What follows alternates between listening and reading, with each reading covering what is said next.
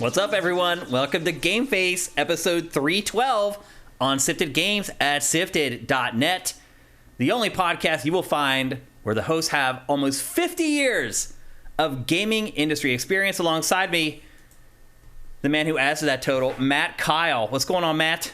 Not much. Just wondering how we're going to do shows for the rest of 2022. A little bit. When's Saints Row? Is that? It's this next month. Week? Yeah. Next month. This month, but not next week. It kind of is. Like, I'm working on getting review code of it right now. I've also been working on getting review code of Roller Drome, which I got review code for that. What's this trend? What'd you say? The roller skate shit. Yeah. I think this game's kind of cool, though. It's like the roller skating third-person shooter. It's just weird that has suddenly popped up with roller skates as a thing. It is a little weird in games again. Yeah, well, as it turns out, I got the review code this morning, so it was too late for me to play it, to talk to you guys about it today. So it will be in next week's episode. But Matt, we had another delay this week. Hogwarts Legacy has now been delayed out of the year. But not out of the fiscal year. It's still coming. It will not go past March, I'm sure. What the hell? I mean, this thing was barely limping along to begin with. We knew that. It was not ready. Gotham Knights doesn't have a lot of excuses because it's been so long. But this was like, even when they announced this was coming in September last year, everyone's like, really? Yeah. Like that? You haven't even shown gameplay really yet. Like, it was... Yeah, they were jumping the gun, and I think releasing it, by March next year is still jumping the gun because it's February 22nd or something, or 18th or something like that. Yeah. It's they're probably, this thing's gonna launch pretty broken, I think, no matter what they do, because I don't think they can push it out of this fiscal year. What a disaster this year is, Matt! A complete, unmitigated disaster. Yeah, I don't mind it. It's crazy. With the games that we've been talking about on GameFace, we never would have talked about in the past. I mean, we probably wouldn't have talked about... I can't remember the name of it anymore. Exactly. Giant monster game with the something apocalypse. Oh, Gigapocalypse. That never would have been in GameFace in a normal year. No. There's been at least 10 games that we've covered this year that normally would never be in GameFace. At least 10. And there's one or two in this episode where we're doing the same thing. Like, I'll say this... We're covering the hell out of indie games like we never have before. That's for sure. We are talking about showing off smaller games unlike this show has never done. So I'm gonna actually mention this later on in another topic. This has been a great year for the little guy because all the big guys are just getting out of the way. Yeah, you're welcome, Ravenous Devils.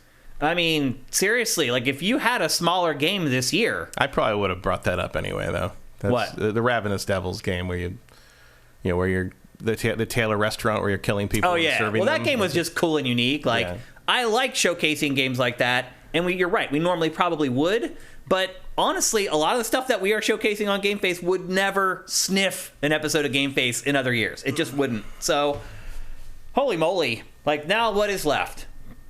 God of War, Pokemon, Saints Row, Pokemon... Maybe Callisto Protocol. That's the next one. Gotham Knights is AAA. I don't think it's going to be very good. Madden is coming out here in the next week. There's something else in September, isn't there? Maybe. There's 1 or 2 games per month. Mario Rabbids. Yep. Midnight Suns went to next year. Yep. It's crazy. Bayonetta is in October. Splatoon is in September. That's what I was. I feel like there's something else in September. Maybe it moved though. Yeah, it's it's really insane. I've never had to deal with this.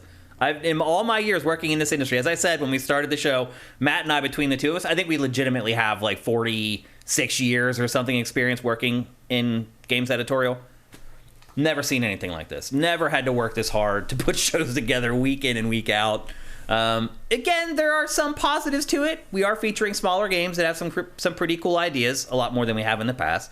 I am also playing games with unique ideas, for the most part, a lot more than I have in the past. So there's good parts of it, but for your purposes, I saw someone went into the comments for last week's episode of GameFace, and I'm not going to call people out by name or whatever, But basically, you're saying, you're saying there's no games, but there are tons. There are all these indie games that you can cover. Yeah, of course. But, like, our users don't care about all those indie games. Like, we don't make this show for, like, our own edification. We make it for you guys. So you guys know how to spend your money. And if we can entertain you guys along the way, that's great, too. So, I just replied, I'm like, oh, sure, of course there are games coming out. Like, I'm being facetious when I say there are no games. There's always going to be games coming out, but I could tack on to the end of that sentence that most people actually give a crap about. And unfortunately, that's just where we're at. So doing the best we can. I do think somehow we've managed to put together decent shows all along. But it just doesn't have that big, like, our views on YouTube are down because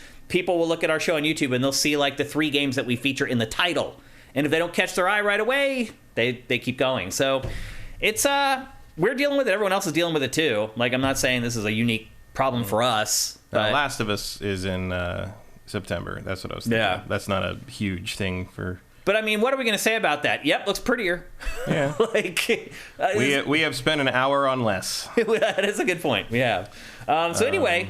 There's also a Vertigo game coming out. Vertigo. Alfred Hitchcock. Vertigo. Oh, that's right. That game's not looking so good, though. I wouldn't think so. But it's got a very small budget. Still going to play it. Yeah, I probably. And then the Valkyrie Profile remake, which I'm excited about because I like. But again, like Profile. In a normal year, I probably would not play the Vertigo game. But I will this year. Yeah, that's for sure. New Prince of Tennis daily life game. Come on. Anyway, so here we are for episode 312 of GameFace on Bunny Park. Are you kidding? September's packed. Bunny Park? Bunny Park. It doesn't even have an entry. I can't wait to do dossier. That's Lemon Cake. I don't know what that is. Beyond the Edge of Owl's Guard. That's probably quality, right? Yeah, of course it is. See, Matt, there's plenty of games coming out for us to cover. Yeah. I don't know what we're talking about. We're insane. Little Witch no Beta. Labyrinth of Zangetsu. This is all the big stuff. Yeah. So anyway... That's what we're dealing with here. Somehow I think the shows are still pretty good. We're doing our best, that's for sure. A couple other things before we get going with the episode proper. Matt, I had my first viral tweet this week. Did you see that? No. You didn't see what happened? So I was like just roaming Twitter and I came across this video of people dancing to ringtones. And I thought it was brilliant and really clever and really funny and everything that I love about internet video, in all honesty. So I just tweeted it out on my my personal account. Didn't even think anything of it. Like, I tweet videos like that all the time. Like, I'll just find a cool video that I like and I'll tweet it. Usually they'll get like 100 likes and, maybe 2 retweets and like a few comments or whatever. But this one exploded. Completely exploded. I don't know if like I was one of the first people. 71,000. Yeah. I don't know if I was one of the first people that had like that found the video that had enough of a following that it could like blow up. I don't know. But I tweeted that video and it just went insane. The only other time I can relate to something like that is the day I left Game Trailers and the day that I announced Sifted. That's it. The rest of my life, I've never had tweets like that. And I had to do the same thing with this one that I had to do in the other two, and regrettably, which was just turn off notifications. Because when something like that happens, Matt, it is insane. Like, I had my Apple Watch on, I was going for a ride, and my watch buzzed the entire ride. Literally just bzz, bzz, bzz, bzz, bzz, bzz. And I looked at my watch, and it's just notification, just ding, ding, ding, ding, ding, ding, ding, ding, just going off. If you've never had to deal with something like that, it's not great, just to be perfectly honest with you. And then inevitably, somebody got mad that I hadn't given credit to the people who made it. I had tried to, once it started going bananas, I tried to find who made it. I couldn't find it. I kept Googling, like, dancing to ringtones, ringtone dance. Couldn't find the people that made it. And I was like, I'm not spending my whole damn day trying to drag out the people who actually made this thing. And then, of course, people got mad because, you're taking Bot and you're not giving credit to... I'm just like, I don't care. Well, as though there's anything to get from that. What am I getting from it? What are they getting from it? Like, I know. Well, I mean, look, if that's what you do as a living and you're trying to build an audience and have them join your TikTok or whatever the hell people do these days. Well, then when you see that happen, go say, hey, that's me. Yeah, those people never reached out to me, or obviously I would have immediately said, it's these people. Finally, somebody just replied like, these are the people that made it. Here's their Instagram account. And then I said, hey, these are the people that made it. Follow them on Instagram for more fun dance videos or whatever. And that tweet got like 400 likes. People just kind of ignored it, honestly. That and then that's when somebody jumped in and was like, oh, it took you a day and a half. I'm like, screw you. Like, I just posted a fun video. That's all I did. I found a video that I liked and I tweeted it. I don't care enough about Twitter. I literally tweet like once a week. As soon as I wrote back to the guy, I'm like, bro, I don't care about this. A lot of people on Twitter are just there to be mad at things. Yeah. I'm like, bro, I don't care. You take this way too seriously. Like, I shared a cool video with my followers. You can go on, like they say, you can go on Twitter and just talk about how much you love waffles. You can get somebody in there talking about why are you hating on pancakes. It's really bizarre. It doesn't matter what you do. Yeah. So anyway, that was This week I saw someone claim that cooking things for yourself at home is NIMBY supporting and ableist. Okay. Because ideally, everyone who's good at cooking would just cook for the whole community. I'm like, I realize you're dedicated to the communism thing, but like, I can't even imagine how much you'd have to upend human society to make that happen. Like, just let people make an omelet. Like, can I just say how messed up and insane the world is? I mean, it's always been like that. No. We just didn't hear about it as much. No, it is. Well, we've had Twitter and social media for years now, and this was always there. It was always. I'm not talking about this there. specific, like people being douchebags on social media. I'm just saying, in general, the world is insane. I do not agree with that. Really? I mean, I do agree it's insane, but I don't think it's any more insane than it's ever been. I think we just hear about all the insanity more now. I'm not just talking about social media. I'm talking about politically and all the other stuff. Yeah, me too. But a lot of that political stuff, you'd never hear about it in the old days because you wouldn't hear about what was happening in Finland or whatever. You know, like around the world was not reported the same way. Like you hear about the weird stuff constantly. But now. Matt, we never had a point where like almost 40% of like our country was living in an alternate reality. Literally living in another reality where they have made up their own set of facts. We kind of did, though. It was called 1860. We had a war about it. They believed it was okay to own human beings. Okay, I wasn't alive then, Matt. You got to give me a little leeway here. Mm-hmm. I'm talking about in my days of being alive, I have never seen it. It's insane. I mean, a whole lot of them believed trickle-down economics was real. I can get that, though. Like, that's like something that's hard to prove. You have to actually, like, there's just blatant, like, one reality and another reality. Yeah, to me, that's called religion. So it's insane. So anyway, that was a learning experience for me. It's a short hop. And I hope I never have another viral tweet ever again. That's the crazy part about it. This guy who's coming after me is like, oh, you love this. I'm like, I really don't. I don't love it at all. Like, I love the people who follow me, and I want to share stuff with them that uplifts their heart and puts a little kick in their step for their day, maybe. I don't care about all these other people. The funny part was, through all of that, I think I gained 30 followers. Through all of that. Yeah, it never benefits you. Yeah, it does. Nobody followed me. I don't care, because what's going to happen is the next day I'll tweet about something video game related, and all those people that follows me are just going to unfollow me. Because they're going to be like, oh, I didn't realize this dude who posted that cool video is a hardcore gamer. Like, the whole thing's absurd. So anyway, learning experience for me. I have no interest in being a social media star. Like, I don't know how these people deal with it. They have notifications off. I turned them off eventually. Right. Yeah. That's the key. They just never, ever look at their social media, I guess. I mean, well, how would you? Yeah, it's just overwhelming, I guess. It's nuts. It really is crazy. But I got a little taste of it, and just enough to tell me I want nothing to do with it. One other final note before we get going. Fantasy football's coming up.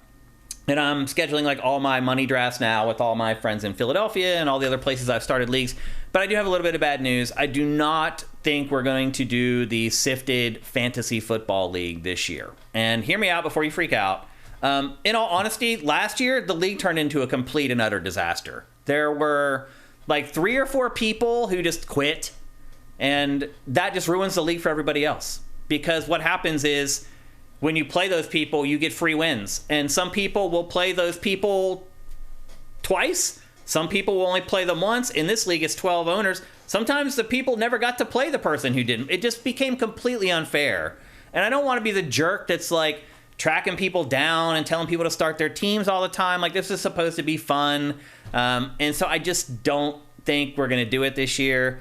If some of you guys come to me and you're really adamant about it, then maybe I'll reconsider it. But last year's league just turned into a disaster.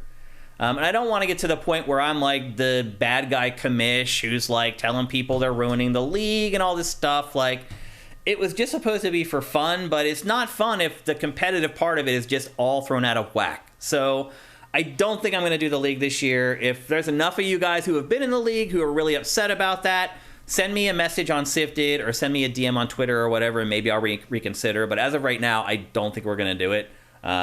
So just a heads up. Again, there were 12 people in the league last year. If any of you guys really feel strongly about it, reach out to me about it, and maybe I'll take another look at it. But as of right now, I think we're just going to put it on ice.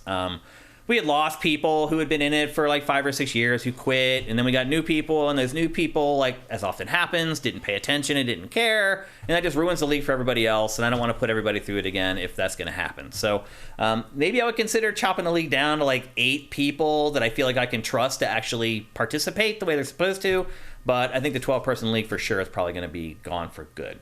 And I think that's it. Anything else that comes to mind from this week, this insane week, Matt? Not really. Because the games haven't been happening, but everything else has just been off the chain. Yeah. I mean, this morning, Kotaku ran an expose on how Nintendo's Q&A testing department has been a hive of sexual harassment and villainy for years, which had some pretty horrifying stories in it. But they've been on that story for a while, right? Yeah. Yeah. There's been a couple different reports. Yeah, this is just like the big bam of it. And, oof. What were some of the bullet points? I mean, the main stuff was just like the main thing was like women. There's what was called red badges, who are full-time Nintendo employees, and most of the testers were through an employment company. And basically, if a red badge came and started hitting on you, you better reciprocate, or you're probably going to get fired. Wow. Or replaced, or whatever. Like the conventional wisdom in the testing pool was like just don't dissuade them too hard. So these were developers working at NOA? Full-time NOA employees, whatever they were doing. I wonder what departments that would be that would like go down and interact with the QA department. Men. That's the department that would. So basically, just the men at NOA were like, "Oh, this is like someplace I can go to try to pick up women." Yeah, like they were using the testing group as a dating pool, basically. Oh, interesting. And the dating pool knew that they didn't have a lot of recourse because HR wouldn't do anything about it. Interesting. Huh. Hardly the only company in the industry to have that problem, but... Yeah, I think people, because Nintendo generally makes games for all ages and some of their stuff skews a little younger, I think people often assume that Nintendo isn't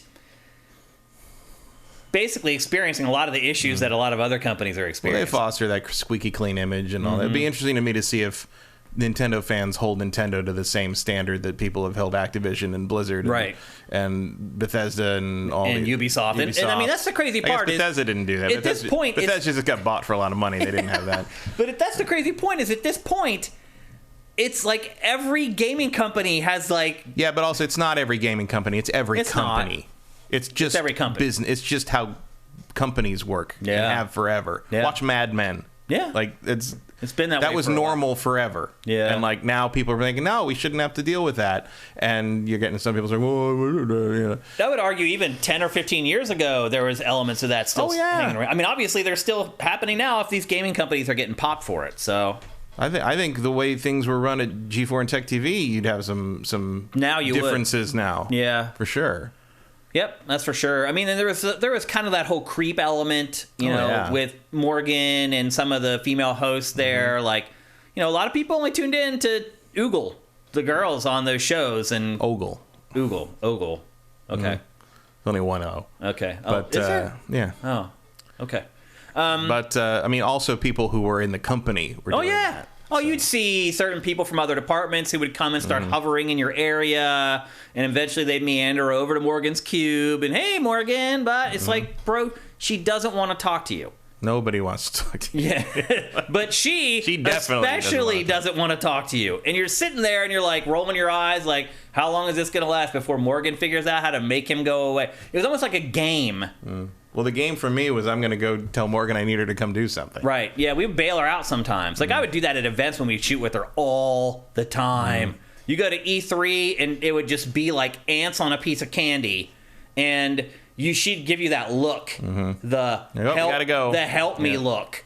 And you'd have to go over and make up some reason. We need to go shoot, or and grab her and pull her out. Like, it's better now. But it's still there, obviously. It's still happening at a lot of these companies, which is a shame. All we can do is do our part to try to make it better. That's it. But, I wouldn't stand for that stuff in any of my departments, but I don't control every department at places I was a manager, so. It's cray-cray, people. I think that's it, though, for loose ends and housekeeping before we get going. Yeah, not a lot. Yeah. Let's take a look at our awesome chat. One of the big reasons... Oh, sorry. I have not connected chat to the TriCaster yet. Let me do that very quickly. One of the biggest reasons to come and watch our show live is to interact with our chat. Our people are awesome. They know their stuff. They're polite. You're not going to find a lot of cretins in our chat like you find a lot of other places in the industry. And they give you free stuff. In fact, at the end of the show, we'll have another installment of Name That Game, where if you win a free game. Okay, got the chat up in the TriCaster. Let's bring you guys up and see what's happening on your Tuesday afternoon. AJ the Legend Watson, thank you for gifting the subs. Vincent says, oh yeah, should have mentioned, next week after Tuesday is when Gamescom starts. And then I think Keely's big thing is next Tuesday, Matt. It says it starts an hour before GameFace would normally start, and it's supposed to be 90 minutes long. I'm wondering if maybe we do like a live stream thing. Yeah, we can do that. Because it's not like we have a lot.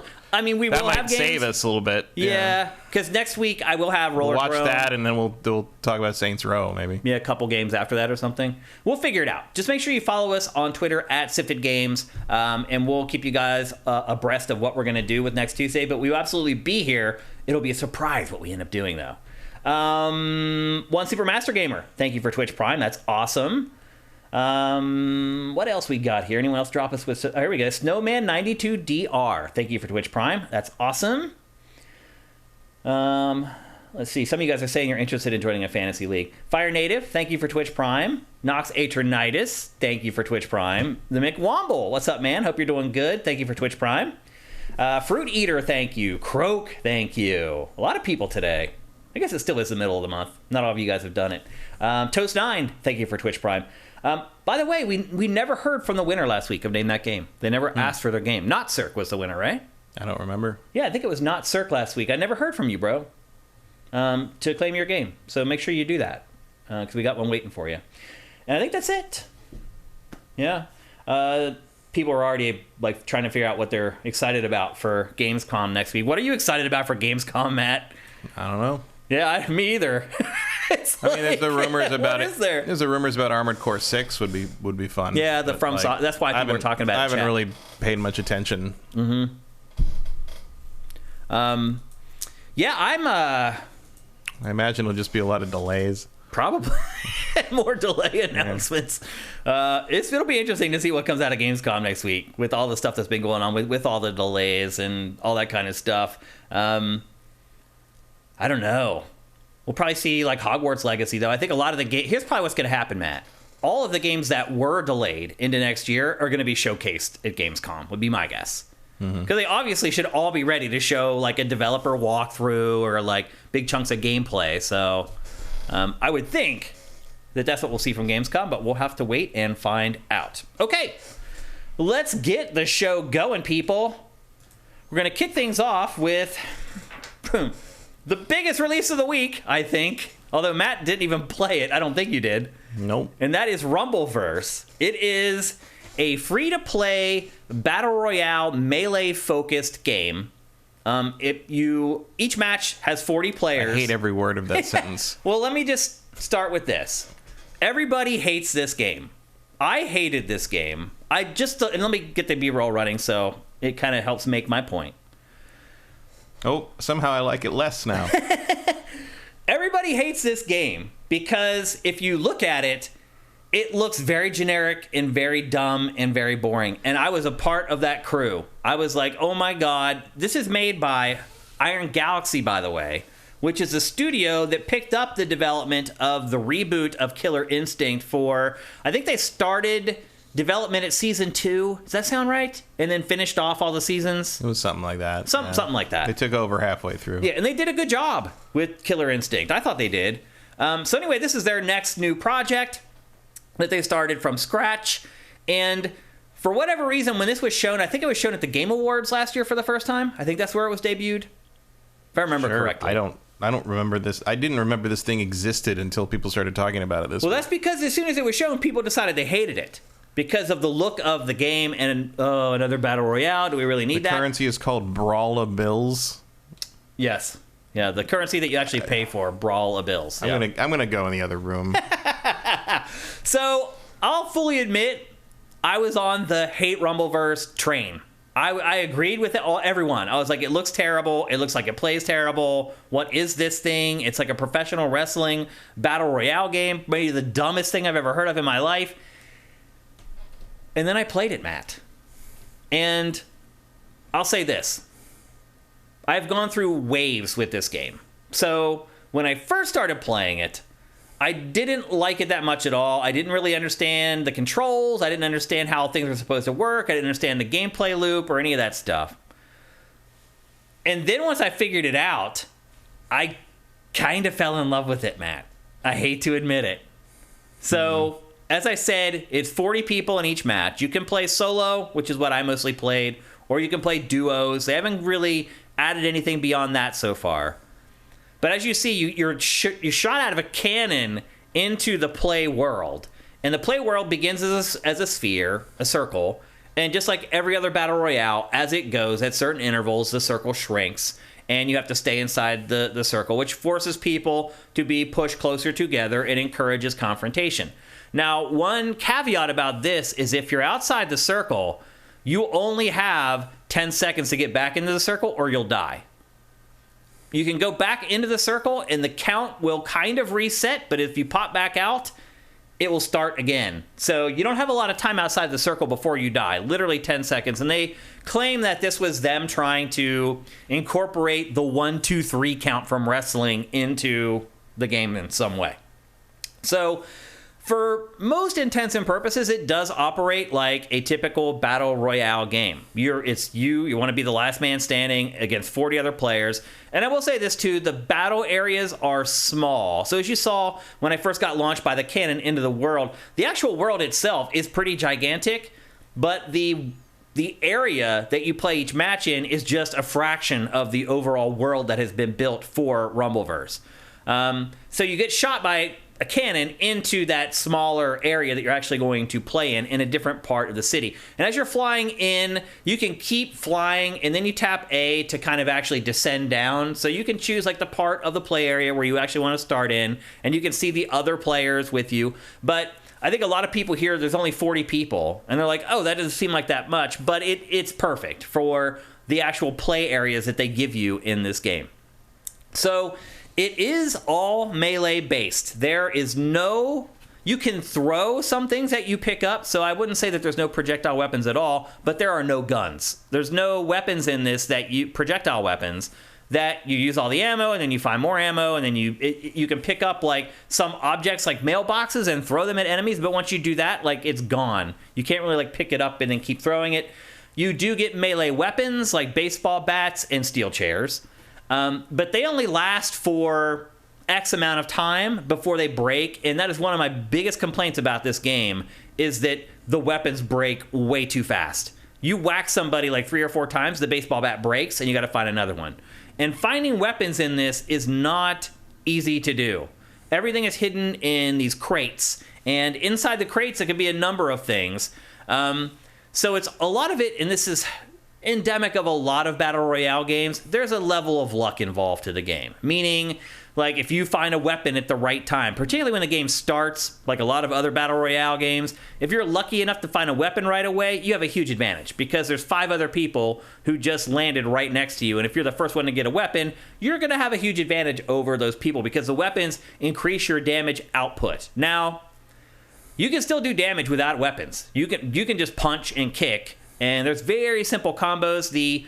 I've been playing it on Xbox. The X button is your quick attacks. The Y button is your more tough attacks, like that do a lot more damage, but they take a lot more time to perform. They're unblockable, but if somebody does dodge out of the way of it, you're left vulnerable for a good 3 seconds after you try to do it. So there's a nice balance there as far as using your more powerful attacks. And then as you keep dealing out damage and collecting things, your meter builds up, and eventually you can unleash a super, and you can have 2 supers equipped at any given time. The boxes, so if you look at the bottom right of the screen there, you have 3 attributes that as you smash boxes, there's these little canisters that pop out of the boxes, and you drink them. And that permanently increases your attributes in one of those 3 categories, those drinks that you drink. And so it can be smart, again, like in a lot of Battle Royale games, to land and kind of go off on your own and build up your stats by drinking the drinks. And then once you're kind of built up, then go and participate in kind of all the combat and the melee and get involved in the actual fisticuffs of the game. What you were seeing right there was the lobby, and the lobbies in this game are insane. They're literally entire levels. And I like that about the game because it gives you all the elements in those lobby areas that are in the actual gameplay world. So you can learn a lot of the ins and outs of the game just in the lobby screen, which isn't the case for a lot of Battle Royale games. Like I said, when I first started playing, I felt overwhelmed, but the lobby screens actually were one of the biggest aids in helping me figure out how to actually play the game. So it's really important. In addition to picking up these canisters, so you're seeing there, I picked up a yellow one. Now my stamina is higher for the rest of the match. There are also these books or magazines lying around, and what you can do is you can read one of those, and that will replace one of your ultimates with a new ultimate. Now, one thing I will say that also helped me was I played a couple matches of this, and then I went in and customized the control scheme, because the default control scheme does not fall in line with the way most action games are played today. For example, I went and I swapped the dodge to the B button, because normally the dodge is always the B or it's the circle button. I just have muscle memory to tap that button when I need to dodge. And so I went and changed basically the entire control scheme so it can be more in line with how I typically play action games. And the good news is you can absolutely do that. You can go in and set up the entire control scheme, every button exactly how you want it to be. Again, something that should be in every game, but it is not. The game is set in Grappital City on planet Suplex. It's supposed to be... I know. It's supposed to be like a wrestling game, but, I mean, you've been watching the B-roll. Do you see wrestling in this, per se? I mean, there's people doing suplexes and stuff. But otherwise... wrestling moves. Right. But otherwise, does it really feel like a wrestling game to you? No. I mean, it doesn't... It's like they've mathematically calculated a game that I am less interested in than any other game ever made. Really? This looks awful. Really? It's not, though. Awful. It's really not. I'm not just talking about the visuals. I'm talking about all the messy combat and trying to get in close to people and the limited combo. Why would I not just put a fighting game on? Well, it's not a battle royale against 40 other people. Yeah, but I don't care about battle royale. So it's supposed to be a wrestling game, and they've kind of marketed it as a wrestling game, but you don't need to even care about wrestling. I don't think your enjoyment of wrestling is going to impact your enjoyment of this game one iota. I really don't think it'll make any difference at all. Let's see. Other weapons that you can, you're about to see, I think I'm going to grab that stop sign. Yep. So other weapons that you can grab stop signs straight out of the ground. And again, weapons are imperative because they deal, I would guess, and I'm guessing here, double the damage of just using your fisticuffs or whatever.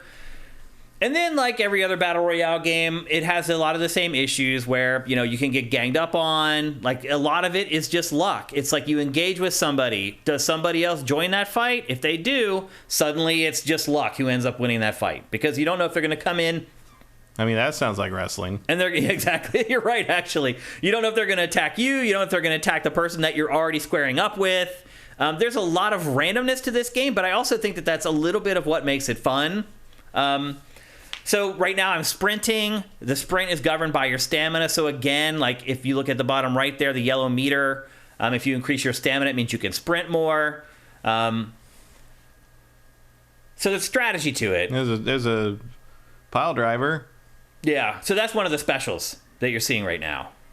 And again, the timing for it is tough. It's unblockable, and you have to dodge it. But if he goes for that move and I get out of the way, then he's a sitting duck for a good 2 or 3 seconds, just standing there, and then you can perform your own sort of super move on them.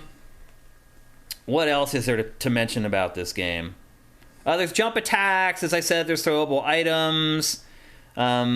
As I said, the items break way too quickly, like getting a bat and using it 3 times, the bat just breaks and you have to try to find another one. So you do spend most of your time in this game hand to hand. Most of the time you're not fighting people with weapons and you do not have a weapon. And that you're right, Matt, the combos are probably a little too simple because of the fact that it is melee most of the time. There you can see you can regenerate your health by eating chicken.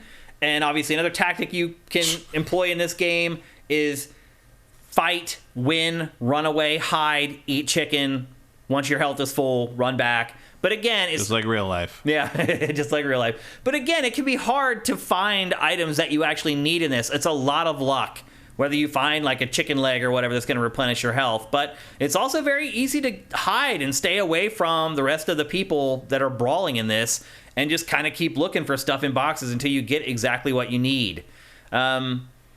And that, again, is something that's kind of intrinsic to Battle Royales that you probably either love or you hate at this point. The controls are responsive. I agree with you, Matt, that better combos would be appreciated than what's included in the game, and maybe that's something that they expand on over time. But the combat is responsive, and it does feel good. As I said, when we started talking about this, I went in waves with this game. I started playing it. It was overwhelming. I didn't know what I was doing. I felt like a fish out of water. And then, as I said, in the lobby, I learned how to play the game. And then I got to the stage of what you're seeing now, which is where I started to really figure out how to play the game. And I started, if not winning every match, finishing, top 10 every match.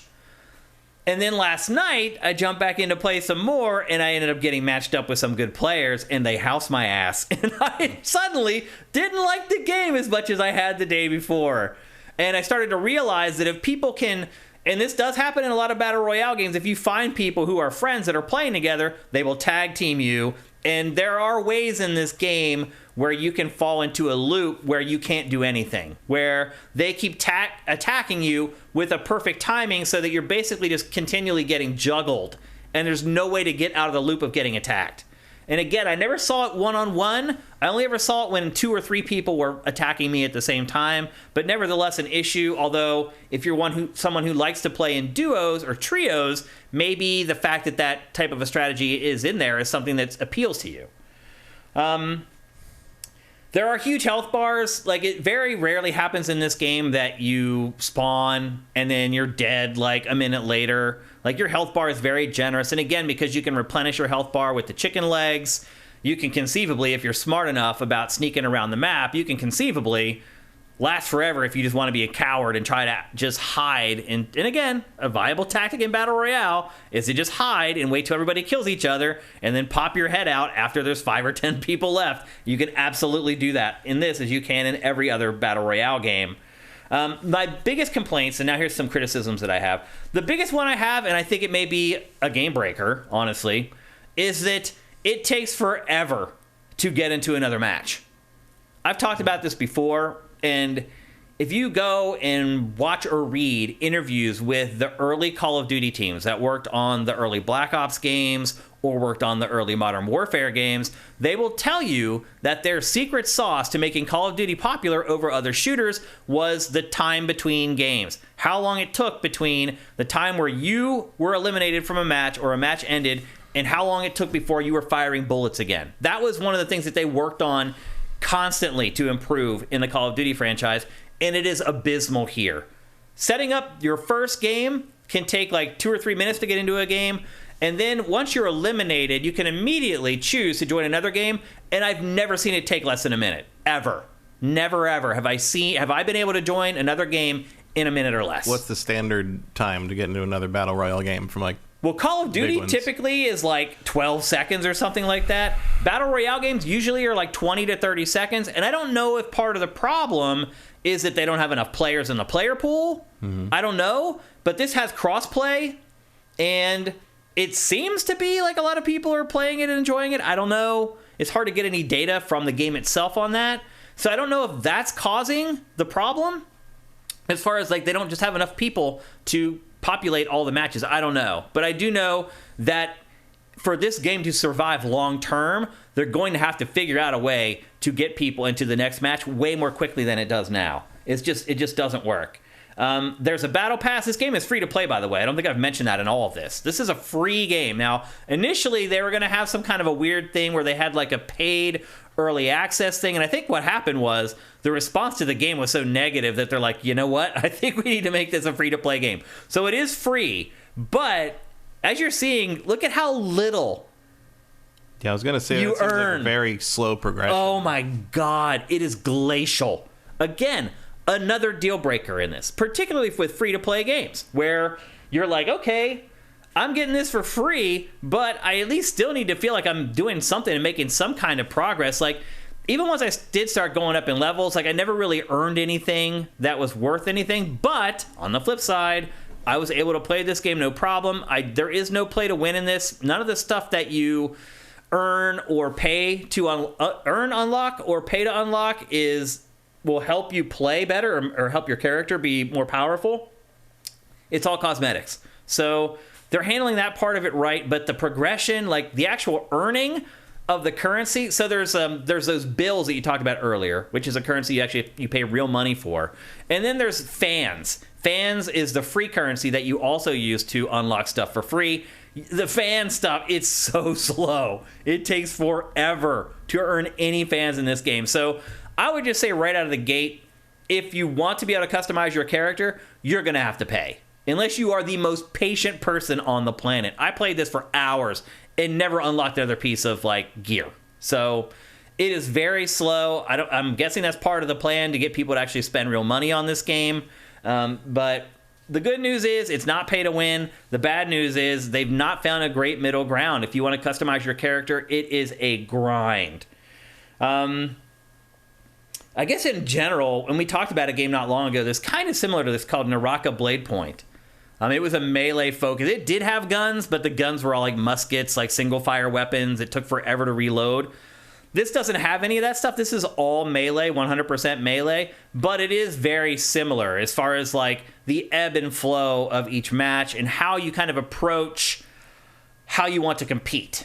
They're very similar. Like, you don't want to get mixed up with like 3 or 4 people at once. That's when you get in trouble. You want to stay one-on-one in this if you can. When you do nearly suffer defeat, you want to run away and try to find health and replenish your health and then come back to fight another day. A lot of the aesthetics are the same, but I enjoyed this way more than Naraka. Naraka was too complicated. I feel like it's a good middle ground of simple, but it maybe errs a little bit too much on the side of simple, particularly considering it is a melee-driven game with limited combos. It just doesn't have a lot of melee options, sadly. A lot of the variety comes from the super attacks and things like that. And again, as I said earlier, you can change what supers you have and ultimates you have mid-match by reading magazines that are scattered around the map. And that's pretty much it. It's available for everything. I should mention traversal, too. The game is very vertical. As you can see, there's climbing, but I hate the way they handle climbing. You have to hit the B button to latch onto something to climb up. After years and years of Assassin's Creed and other games where you're allowed to climb a wall where you just run into a wall and you just start going up it, it's very weird to have to press a button to attach to a wall in this game. But the verticality can also be really cool because there was one time I was on top of a skyscraper and I managed to pull my super move on someone on top of a skyscraper and I literally pile drived him from like 100 stories, which is pretty cool. Like, this is taking forever. Yeah, these are the last 2 guys. Look at how little the circle is left. And they can't defeat each other because these two guys were good. Like they understood like they keep healing. Right, exactly. And that was the point I was making. So like the finale is going to be like this. One of them is just going to end up outside the ring for too long. That's kind of dumb. It does, and I agree. This is why I brought up earlier how you can just kind of run away and hide and rebuild your health if you wanted to. You can cheese the game. But a lot of battle royales are like that, Matt. You can just run away and hide, or as soon as the match starts, just hide. Find a little building, go inside it, sit there, wait for the player count to go down, make sure, only move if you have to. Truly living the video game fantasy dream there. Hiding in a building. I mean, let's be honest. A lot of people play games to win, not to have fun. And that's the line I guess you have to draw, basically, when it comes down to it, is like how do you glean entertainment from games? And I think that kind of informs how you end up playing battle royale video games. Like I'll be honest with you, a lot of battle royale games, I land and I go hide for a while. I grab some good weapons and I go chill out for like the first couple minutes. Because there's always that initial rush where like half of the people get killed like in the first like 30 seconds or whatever. I always sit that out. I'm like, okay, I'll let 25-30% of the player pool just disappear before I even engage for the first time. And I don't judge anybody for how they play these games. Some people play to win, some people play to have fun, and that's totally fine. So I'll say this. I was pleasantly surprised by this game, Matt. I really thought it was going to be terrible, and I was going to have no interest in playing it. I thought I'd play a match or two, and at first I thought I was right. Because it was kind of overwhelming at first. I had never really played a game like it. And I was like, oh, I was right. This game sucks. And then as I started to learn it, I was like, actually, there's like a good bit of depth to this game. And I started having fun with it. And then last night, when I started playing with really good players and started feeling like I was getting ganged up on a little bit, I didn't have quite as much fun. But as I said, this is free to play. It doesn't cost a penny. If you want to customize your character, you're probably going to end up spending real money. But to just play it and be competitive, you don't have to spend a penny. And I haven't, and I was able to win some matches and finish top 10-ish pretty much every match once I kind of figured it out. So, any questions about this, Matt? I know you're so enthralled by it. You might have any questions. I don't know if anyone in chat has any questions. I mean, obviously, this is free to play, so you can answer your own questions by going and downloading it. And it's not a gigantic download, so it's not like a huge like commitment that you have to make to figure out whether you actually like it or not. Somebody's freaking out in our chat, apparently. People are telling him to chill out. I don't know what's going on. But if any of you guys have any questions about it, Surly Mexican, thank you for Twitch Prime. Pharaoh Doll, I'm with Matt. The more Shane described it, I tuned out so bad I had an out-of-body experience. Erebus Jones asks, how many months do you think before Sifted is curating articles about the servers for this shutting down? 8. I don't know. I really don't know. Because it's better than I thought it was going to be. But there are clues. But it's visually repulsive. It is. The art style is bad. I agree. It doesn't really matter if it's good. Yeah, in that maybe. regard. People have already made up their minds. I had made up my mind, and then I played it, and I found out I was wrong. Yeah, but you had to. Yeah. But like most people are just going to not download it. And as I said, there are hints that maybe the player pool isn't huge, so... Yeah, you wouldn't expect that much delay on a first week of a game for free. So maybe you're right. Maybe it is like 8 months, 10 months, sadly. Mm-hmm. I do think if people give it a chance, though, it will survive longer than that. I think it'll do okay. But you're right. I think it does look so bad that a lot of people just aren't going to give it a chance. Supermaster Gamer says IGN gave it a 9. A 9? See? I'm not crazy. No, I'm sure you're not. I just don't care. Yeah. The thing is, like, I understand... Are people just burned out on Battle Royale at this point? I don't know. I understand why people like the Battle Royale thing. It does nothing for me. I do not care if anyone is better than me at doing that, and I do not care about being better than anyone at doing that. Mm-hmm. Like, that's the long and the short of it. It is not a thing I am interested in being good at. I understand why people would be. Mm-hmm. I bet if I was, like, a kid, I would. I bet if I was a kid, I'd be into Fortnite. But, like, just... Don't care. Don't care. I don't want to do... I don't like... I have hit the point where I just don't want to do the same thing in a game over and over and over again, and that's all Battle Royale. That's all multiplayer games are to me, really. Mm-hmm. The same thing over and over again. Just play this match. It's like... I mean, people probably say that about fighting games. Oh, sure. But I care about fighting games because I'm more interested in that competition. I don't care about who's better at aiming an imaginary gun on a video game screen. I just don't. Like, it's not something I'm interested in. I might not be interested in fighting games if I hadn't played them my whole life. You know? Like, I have an appreciation for that sort of built in, but I just don't care if I'm better at another human being in a video game anymore. You're not really a competitive person. No. Yeah. I am. I'm like hyper competitive. I prefer to eliminate the ability of someone to compete. I don't really care about beating them in a fair space. Yeah. So. Okay. But anyway, that's Rumbleverse. Apparently, the person freaking out in our chat was freaking out because we spent more than 10 minutes on this game. Understandable. Yeah, I see where you're coming from. I see where you're coming from, but I will argue also that we're not doing. It's not like we're losing time from anything better. Yeah, don't worry about it. Exactly. And I also argue that I spent a lot less time talking about Rumbleverse than I typically do about other games on GameFace as well. So I do want to get it out there because I know a lot of people probably were like me. They saw it at first, or like Matt. It looks awful. I'm not going to give it a chance. I think IGN's 9 is a little high. I'll say that. I would not give this game a 9, but I do think it's a good game. It's well crafted. I think I agree with you, Matt. Artistically, it does not appeal to me. It's hard to say whether that art style is going to appeal to a large group of people or not. I mean, it's trying to go for the same thing as Fortnite, but for whatever reason, it just does not strike the same note as Fortnite. It reminds me a little bit of... There's some CGI movie franchise that looks like that. The Littles or something, maybe? Like at the beginning of the B-roll, when you're looking at the character creation... Let's see if I can get back to it again. Yeah, like that. I don't know. That looks like there's some CGI movie franchise for kids that looks like this. All of them? And they basically like just lifted it.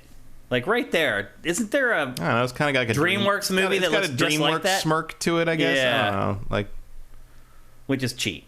Stealing the art style from something else, but hey. This is too generic to be called stealing anything, really. Yeah. And I would also argue that when you're playing the game, it does not look that good. Like, I could actually deal with a world that looked like that if it looked that good when you were playing it, but it doesn't. It's just everything's so small, it's hard to see any detail and blah, blah, blah. So anyway, there you go. That's Rumbleverse. It's free to play. It's available for everything. And I do recommend giving it a go. Like, for a lot of people who maybe haven't liked Battle Royale shooters, like Matt, I do think that this is something different that maybe might appeal to you. And again, it's only 40 people instead of 100. It's not as hard to actually win at this than it is in a lot of other games. Although, as you saw, at the end of that one match, it did kind of get ridiculous, where the circle is like this big, and they're just like healing and then returning to fight and whatnot. But again, for a second there, I was like, okay, maybe again. And then that final last fork, I was like, oh no, it's garbage. The deal breaker. Like, that's not a thing I'd want to do. So why would I want to try to win at that point? Like, it's like. There's no reward anywhere. It's just you're not building to anything I want to do. Yeah. So no. I hear you. Like, I'm waiting. A melee battle royale might be the thing I would actually care about, but none of them. You know, the other one was closer. The samurai one. Yeah. But like, I'd want something with more meat on it. I'd want something with like. Yeah. I'd want like For Honor battle royale. Basically, would be what I'd be thinking about. That would work. That'd be great, actually. Maybe that's what For Honor is, the next one. At this point, I'm just be glad if Ubisoft makes it through the next month. I don't... Starting to wonder. Yeah, it's not going good over there. So anyway, there you go. That's Rumbleverse. Let's move along. We're going to talk next about probably the biggest... Well, I don't know. That's a tough one. I don't know if this was the biggest event of the week, because there's another one we're going to talk about next that had more games, but not as exciting. So it's kind of like... I don't know. Take your pick, basically. But one of the bigger events of the week was a Nintendo Direct for Splatoon 3.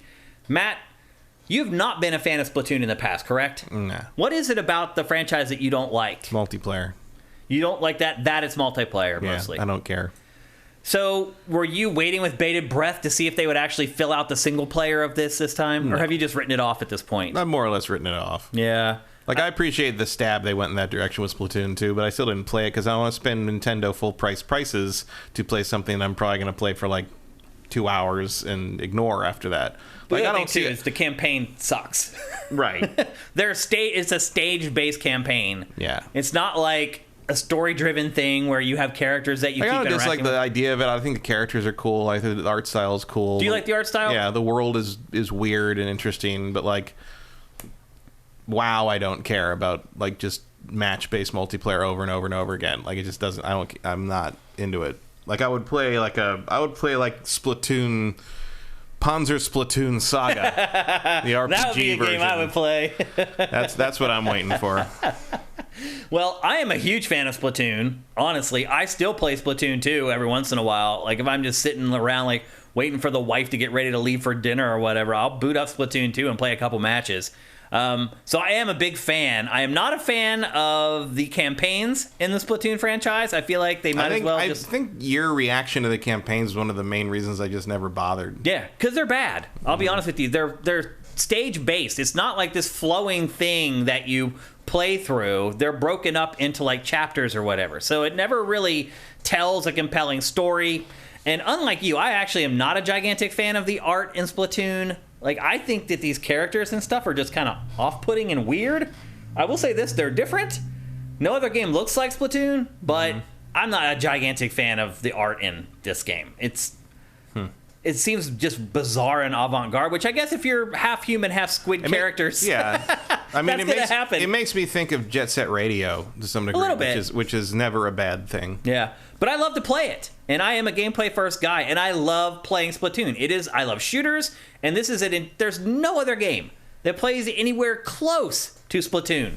It is its own thing, and generally the mode that everybody plays in this game is a mode called Turf War. It's 4 versus 4, where the objective is basically just to paint the world that you're competing in, the map, more in your color than the other team's color.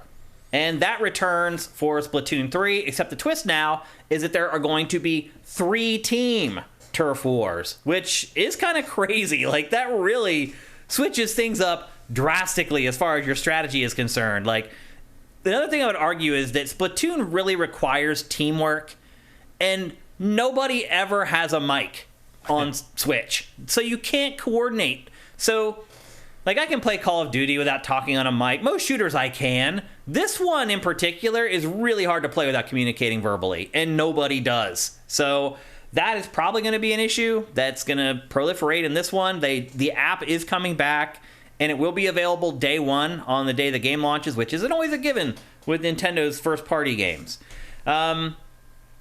Ranked play has been renamed Anarchy Battle. And Matt, I just wonder, I would love to be a fly on the wall when parents have to explain to 5-year-old Timmy what anarchy is. Mm-hmm. Chaos.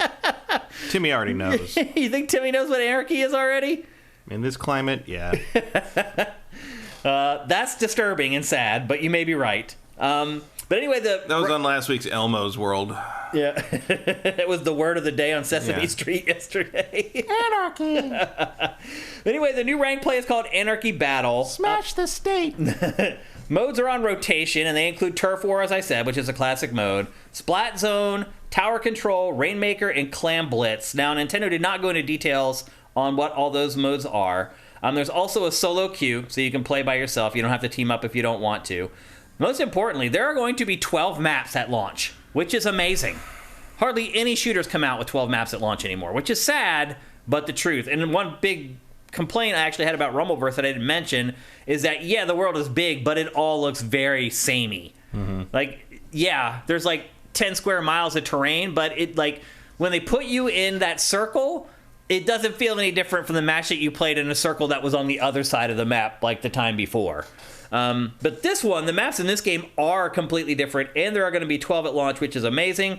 More stages will be added as DLC for free, but there will also be large-scale paid DLC coming, but they didn't share much about that other than it did look like it's going to be story-based.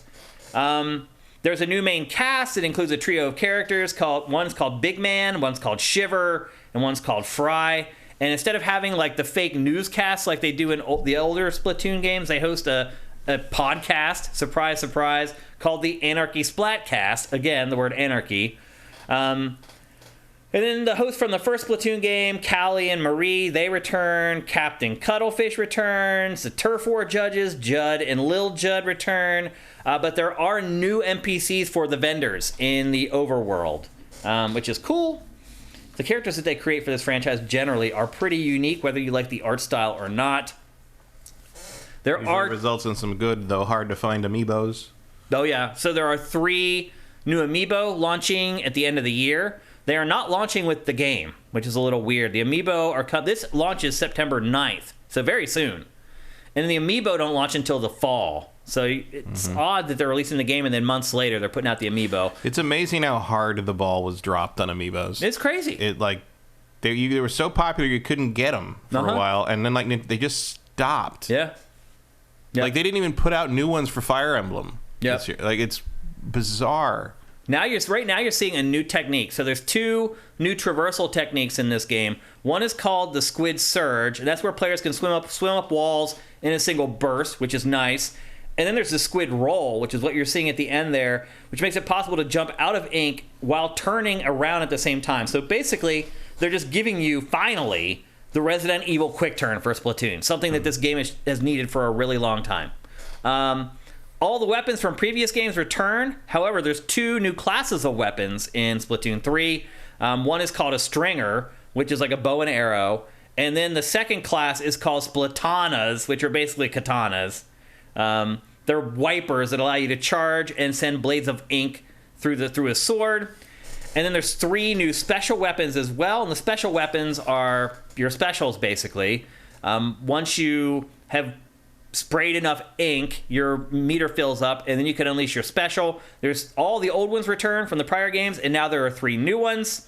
There are also things called Sheldon licenses that are used to acquire new weapons, or you can just level up through battles, and using the same weapon over and over again unlocks new weapons. Customization is a gigantic deal in this. It always kind of has been. Like, customization actually has an impact on gameplay in Splatoon, though. It gives you passive buffs. So in Splatoon 3, you're going to get stickers and outfits, banners, badges, titles. You can even customize your winning emote.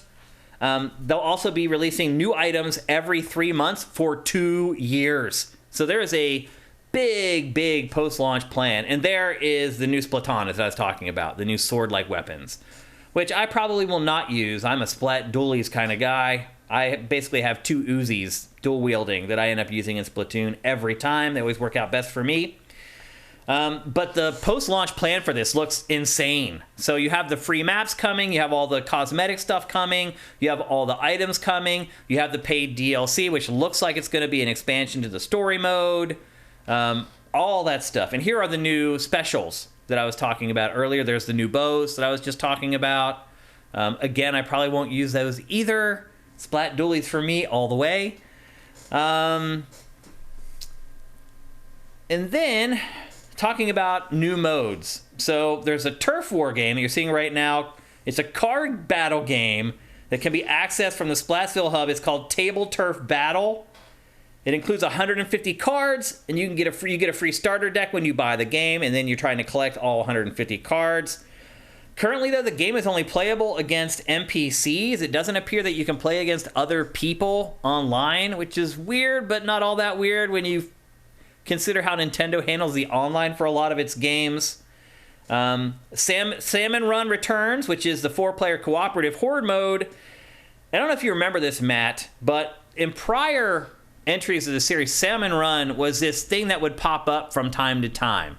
You couldn't just play it whenever you wanted, and it drove me bananas. Even if the room was open that you had to go into to start Salmon Run, a lot of times you would try to matchmake, and they'd just be like, sorry, matchmaking's turned off right now. It was infuriating. Like, I could never find time to play it. Every time I wanted to try to play it, it was either not happening or there weren't players. It couldn't match me with people, whatever. They have changed all that for Splatoon 3. It is available all the time, 24/7. You'll always be able to get a game of Salmon Run.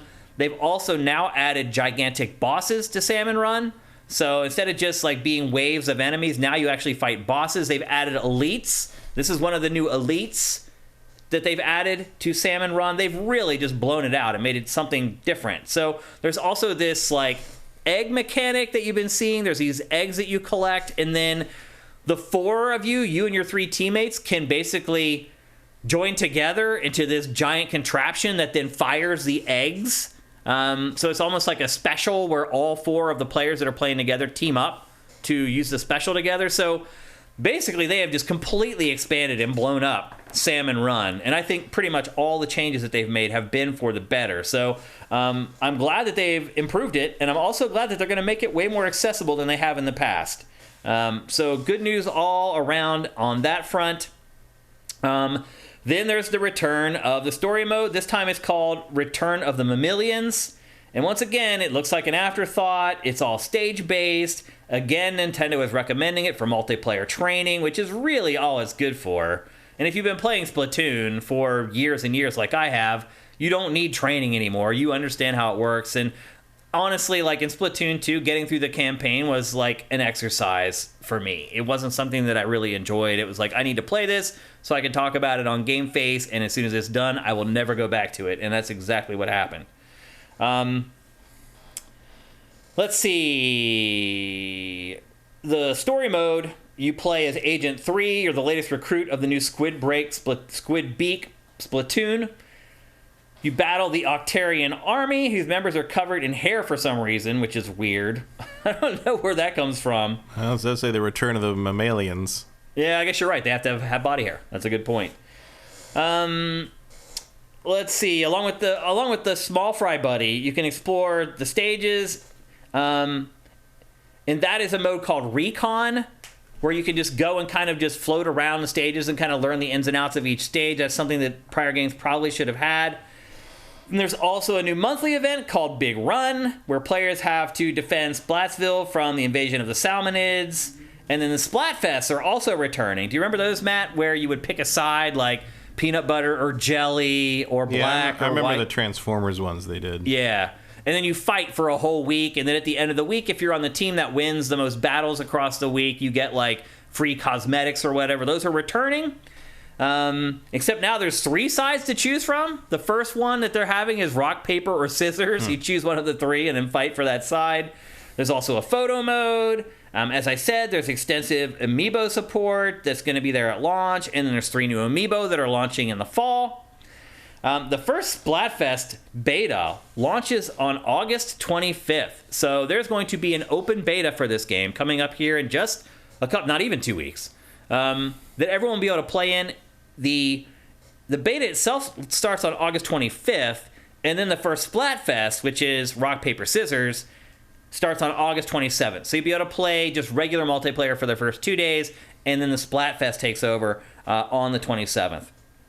And that's it. Ashes in the Hourglass is asking me, do I use gyro controls? So I use gyro to fine-tune my aim in this game. I use the sticks for the bulk of my aiming, but then once I start firing, then I use the gyro to fine-tune my aiming to make sure I'm actually aiming for the head and trying to do as much damage as I can with the amount of bullets that I'm sending, or the amount of ink that I'm sending, rather. But yeah, I do use the gyro controls just to fine-tune my aim.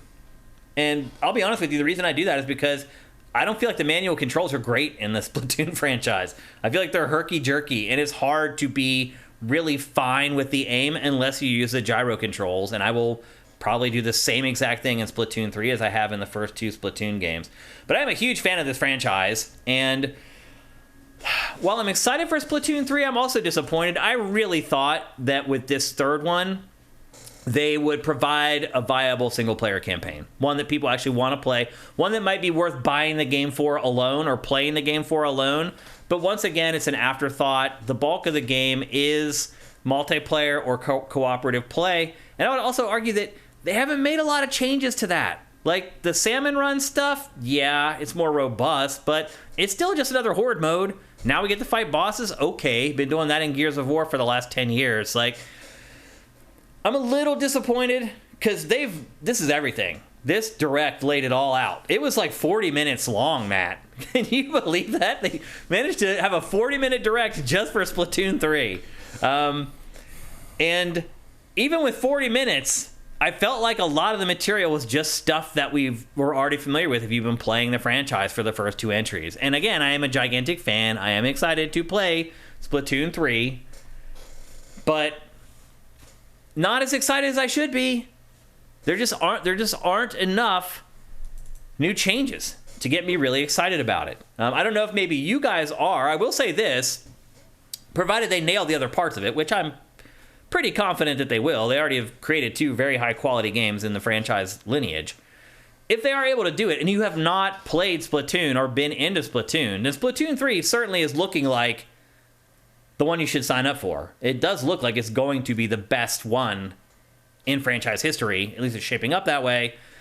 So for first-timers, it might have some appeal, but as someone who's maybe already bought the first 2 Splatoons, they're like, man, should I spend $60 on the third? It's really hard for me to find something in this game that I'm like, yes, this is why you should buy the third one.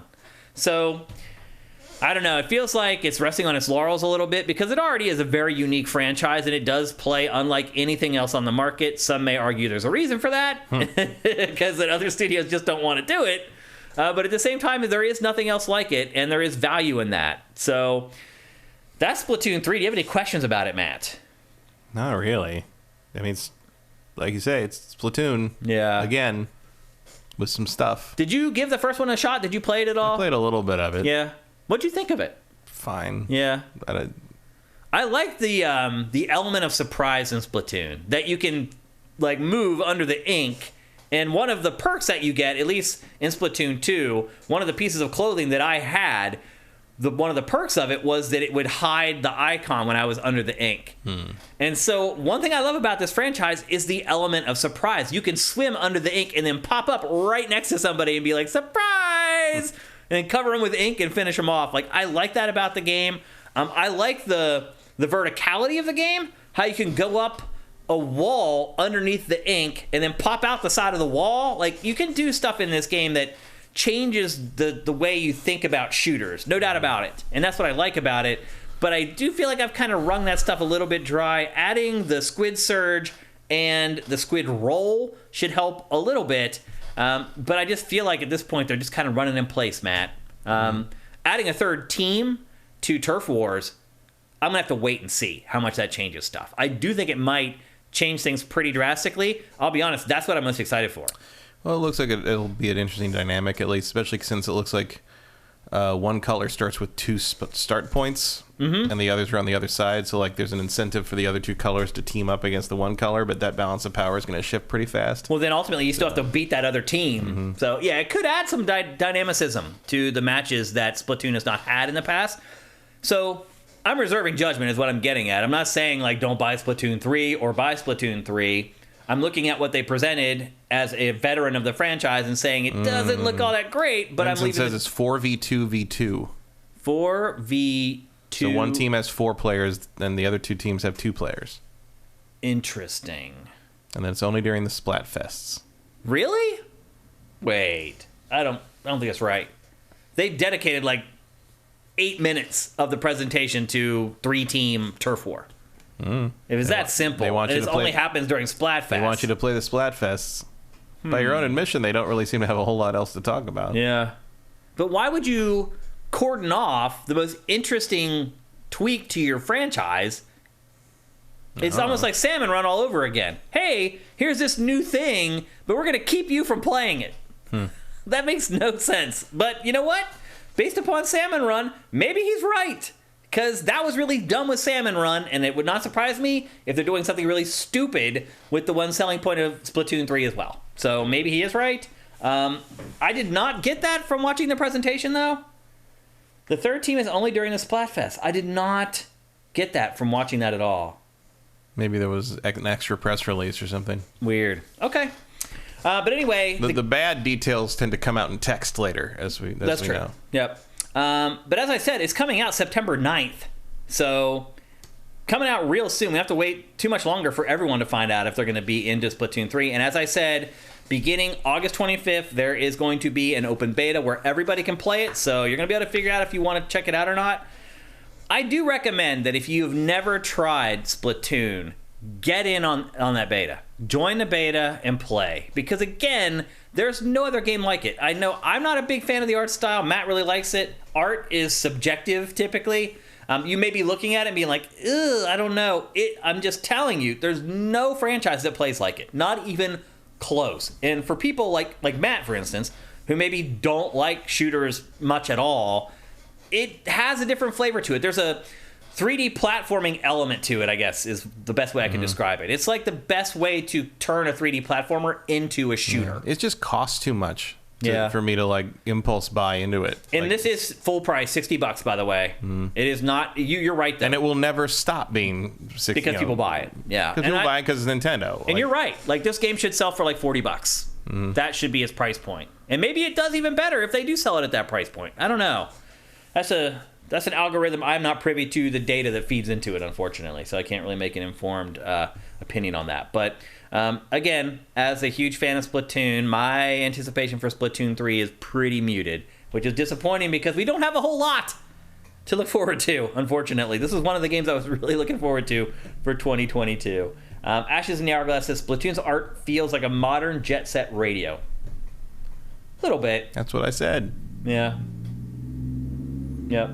Especially with the stuff where they kind of do the alternate, like, Shinjuku stuff. Like, there's a lot of modern Japan fashion in it, and that's what Jet Set did as well. So, and like the hub world is basically Tokyo. Yeah, the traversal is sort of, has that sort of slidey thing to it. I definitely thought it was Jet Set Radio influenced in some ways. Or maybe they were just taking the same influence from the same places. That could be. Zabumafu with the Crack Bros, again, one of the better usernames on Twitch, asks, should Splatoon be a game as a service? Meaning free to play? Probably. The problem is, again, somebody later in chat says it's one of Nintendo's biggest franchises. It is now. Yeah. It doesn't need to be. It doesn't need to be, but I'll... Sort of like what you're like, I thought we'd be more focused on single player. They're like, yeah, but they don't have to, because it does fine without that. And honestly, Matt, I think it sells better than Metroid. Oh, yeah. A lot of things sell better than Metroid. That's so crazy. Metroid has never really been a big sales It never has been. And Dread ended up capping out at like 3 or 4 million sold. Why and I think that's the top-selling Metroid. And you're right. And despite those anemic sales, it was still the best-selling console Metroid. I'll never understand it. It's so funny, too, how Samus is a pillar of Nintendo's like hierarchy of IP. Like, if you see a collection of Nintendo IP, she's always in there. But she's really not. Yeah, like, even like Kirby outsells her. Really, Metroid's like children have done better than Metroid. Yeah. Like, the Metroid influenced a lot of stuff, but it was never that successful on its own. It feels like it's a franchise people like learning about, reading about, watching about, but not playing. It's really bizarre. I've never seen anything like it. I don't know. It feels like everyone like has bought a Metroid at one point and felt like they got burned by it or something. I don't know. I don't know what it is. It's one of my favorite Nintendo IPs, but a lot of people disagree, unfortunately. I would say it is my favorite Nintendo IP. Yeah. Like, it just doesn't ring the bell for whatever reason. No, and some of it's very, I think Dread sold as well as it did simply because it's released in the modern era. There's more people to buy it. It was released on a platform with a lot of install base. Yeah. And so it by default sold a lot of copies. But I think if Dread had not been terrible in places, it would have had a better sales trajectory. Yep. Because there's some parts of that game I really hate. In ways I have never hated a Metroid game before. I wasn't a gigantic fan of Dread, unfortunately. We'll see. But I'll be a big fan of Metroid Prime 4. I'll guarantee you that. Well, I'm not going to go that far, but I'm looking forward to it. We'll see if they make another Metroid Prime or if they do another, let's add a bunch of weird crap that makes it into something I don't want. That could be. Because that's what I thought when I saw Metroid Dread. I was like, oh my god, they just finally made a 2D Metroid. Yeah, but they also added stupid one-shot kill stealth sequences that I hate. I feel a little bit better knowing that Retro's making it at least, but you're right. It doesn't make me feel better. Really? Because Retro's at their beck and call. Like, who knows what Nintendo's going to demand they add to make it different or innovate. It's like, how come... It's so weird. How come Pokemon's the only one that gets to just make the same shit over and over again? And the games that you want to make the same thing over and over again, they won't.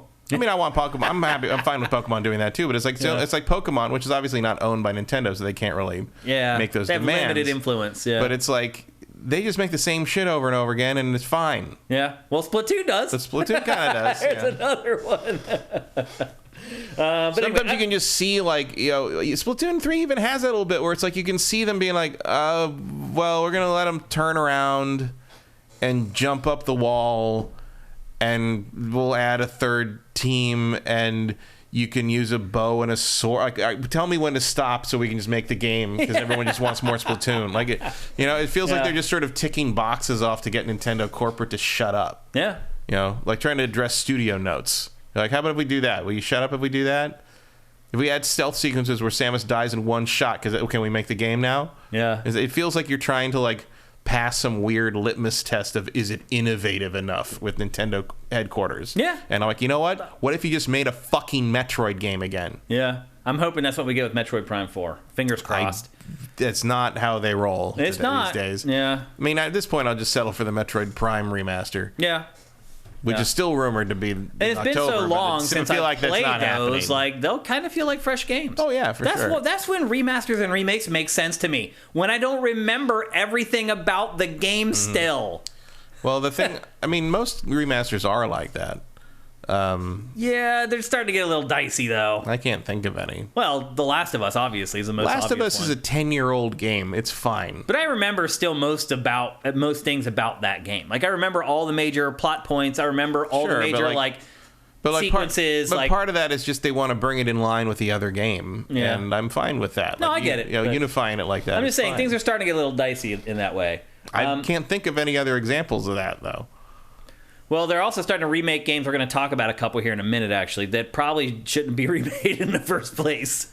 But I mean, there's always going to be the odd Red Faction gorilla. Yeah. Did they remake that? They did. That's right. I forgot about that. I just wiped that one out of my memory banks. A couple more comments about Splatoon 3. Swanland. I'd try it if it came with a full-blown campaign. I didn't have to buy it as an expansion. Yep, totally get it, man. That's why I was rooting for them to actually make a relevant campaign this time. Ashes in the Hourglass, do you want Nintendo to make all the weapons and the cards microtransactions? No. I mean, if they're going to charge me $60 for this game, they better not make anything a microtransaction. Now, if you're asking me if presuming that it was free to play, then make the weapons and cards microtransactions, sure, then that makes sense. But if you're going to charge $60 for a game, no, you can't do that. Vincent says Splatoon 1 on the Wii U sold almost 5 million units, which is amazing considering the installed base of the Wii U was puny. That's amazing. 5 million units sold on Wii U. And then one Super Master Gamer says Splatoon 2 sold over 13 million. That's amazing, man. Yeah, it's one of their. I think it's their number 3 at this point. It's hard to believe. It really is hard to believe. And then Vincent says they don't want an Infinite Warfare where they change too much. He's right. Yeah. Call of Duty Infinite Warfare it was sci-fi, it was in space, it gave you a jetpack, you could fly. It was very refreshing. And people rejected it. Yep. They hated it. You realize that only sold 13 million units, Matt? 13 million units. Great for Splatoon 2, not great for Call of Duty. Yeah. It's crazy. So they'll never do that again. Yeah. And then Super Master Gamer says Prime 4 will be a Switch 2 next-gen game. Possible. Yeah. Johnny Hurricane says Animal Crossing is up there. Yeah, he's right. Yeah, it's up there. Yeah, that's number 3, probably. That may be number 1. After the... That may be number 1. It's not bigger than Mario and Pokemon. I don't know. Not bigger than Pokemon.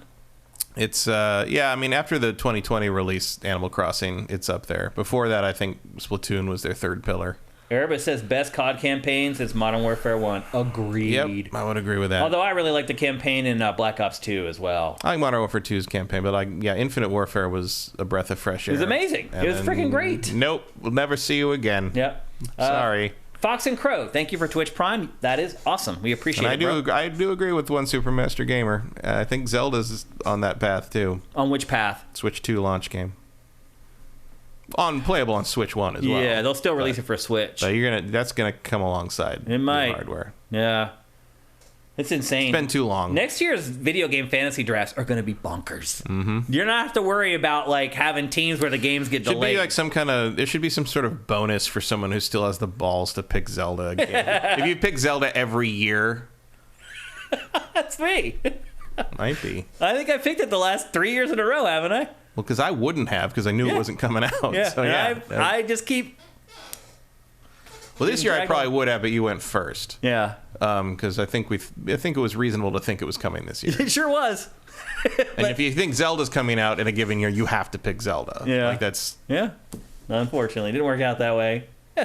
But next year, I think everybody will have full teams. Like, you're going to have to actually do the best job of picking the aggregate score instead of just picking the games that actually were released. Because that's really what it's kind of become over the last 2 years. Is like, who can pick a team where the games don't get delayed out of the year? It hasn't been like you and I, when we do our scores, like we always do an average, which doesn't determine who wins. But I still do the average to see who did the better job of picking the games. But that's just for fun. Like, maybe that's how we should be doing it from now on instead of... But then you have people who would just pick one game and they would still win. Yeah, it's that one. But anyway, there you go. That's Splatoon 3. As I said, coming soon on Switch on the 9th of September. And again, there is an open beta launching on August 25th. Let's move along. We're going to talk next about what I was just hinting at games that are being remade that probably shouldn't be remade. And we're also going to talk about something that we've brought up here on GameFace several times in the past, and that is what has happened to the B-tier game. And THQ Nordic has answered that question for us, Matt, by waving at us and saying, hey, that's us. So THQ Nordic this week had a digital showcase, basically its big E3 press conference, for lack of a better way to describe it. It had a plethora of games that are coming from THQ Nordic. At this point, THQ Nordic, I don't even know how many studios it owns. A lot. Like dozens and dozens of studios at this point. It is a gigantic conglomerate owned by Embracer Group. Probably saved a bunch of jobs. Saved a bunch of jobs to the tune of losing $500 million last year, I would add. Embracer did horribly financially last year. And it appears to be that THQ Nordic's strategy is to just throw a bunch of stuff against the wall and hope that something sticks. It's got me 2 new expansions for Titan Quest, so I'm not complaining. Yeah. Well, some of the stuff, you're right, though. They're doing things that people thought would never be done. They are releasing sequels. They're reviving franchises that people thought were dead and buried. Got a third Darksiders game. Yeah. So they're doing some good. But they also have finally reestablished that B-tier level of game. And to be fair, a lot of times they do price the games in that way as well. A lot of the games that THQ Nordic releases are $40. They're not always full priced, which is good. But anyway, it had this big blowout this week of games. And it literally showed, I think, if I counted them up, it's probably like 15 games. We're going to talk about like a handful of them, because a lot of the games are not worth discussing. I'll just be honest with you. But there are 5 or 6 that are, and probably the biggest of which, Matt, is a reboot of Alone in the Dark. You guys may not remember. And try this one again. Or you may be too young, but Alone in the Dark is the first survival horror franchise. It was before Resident Evil in 92. Is that right? Something like that, yeah. 92 or 93. I was definitely in high school. Yeah.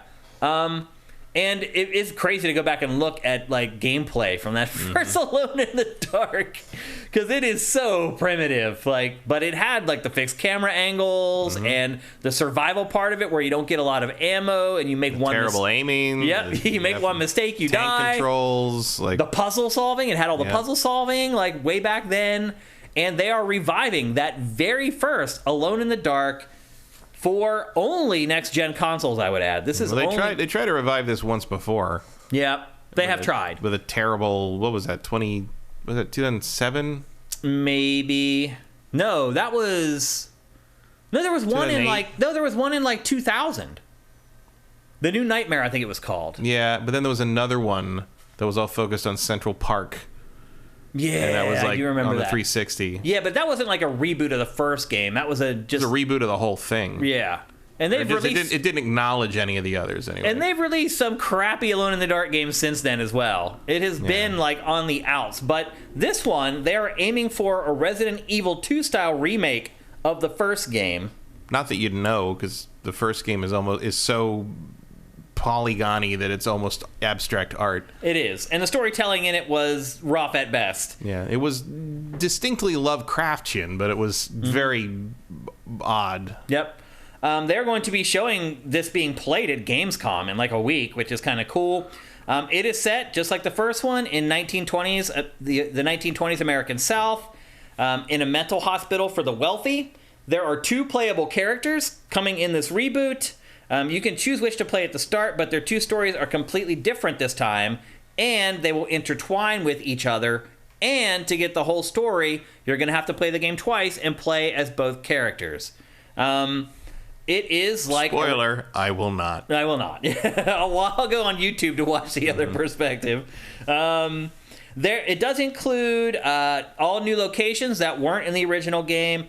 It also has an alternate spirit reality that wasn't in the original game, so they are doing a lot of work and revamp to it, which is good to see because it is from 1992 or the early 90s. And like the Resident Evil remakes, there's guns and there's melee. You can pick up objects from the environment and use those as melee weapons, which is a little different from what we got with the RE remakes. How do you feel about this, Matt? Are you excited about it? I have no response to this. Really? Whatsoever. No, I don't.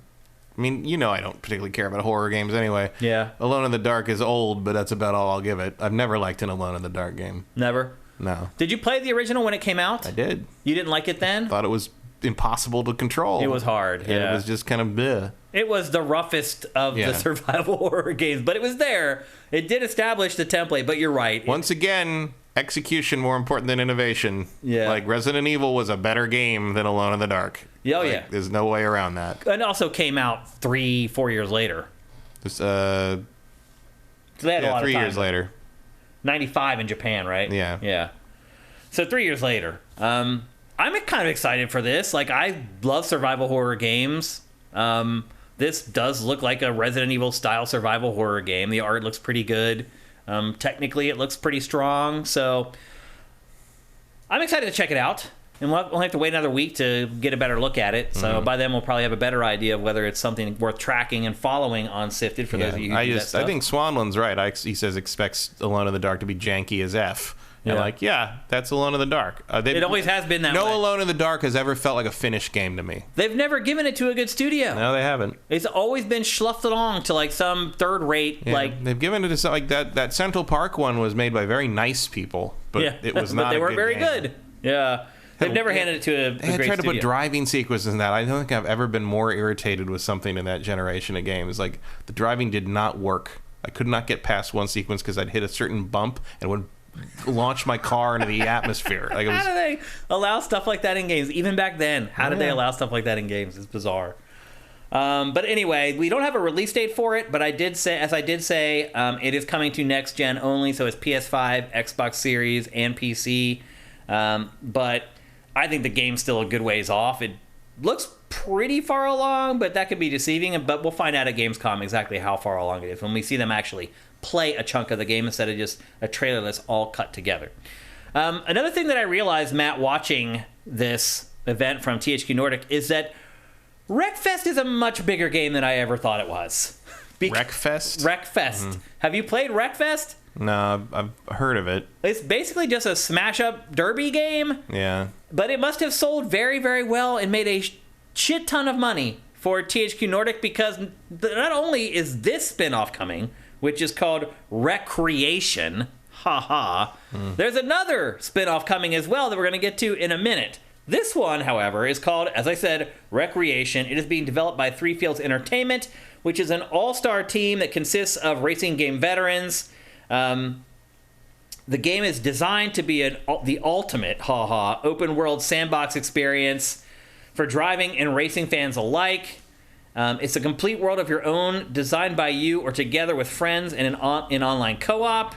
It is supposed to be the successor to Wreckfest. And the developers have worked on the past on Dangerous Driving, Burnout, and Need for Speed. And it's ultimately supposed to be an open-world arcade racing game with lots of creative elements that you are creating with your friends and yourself.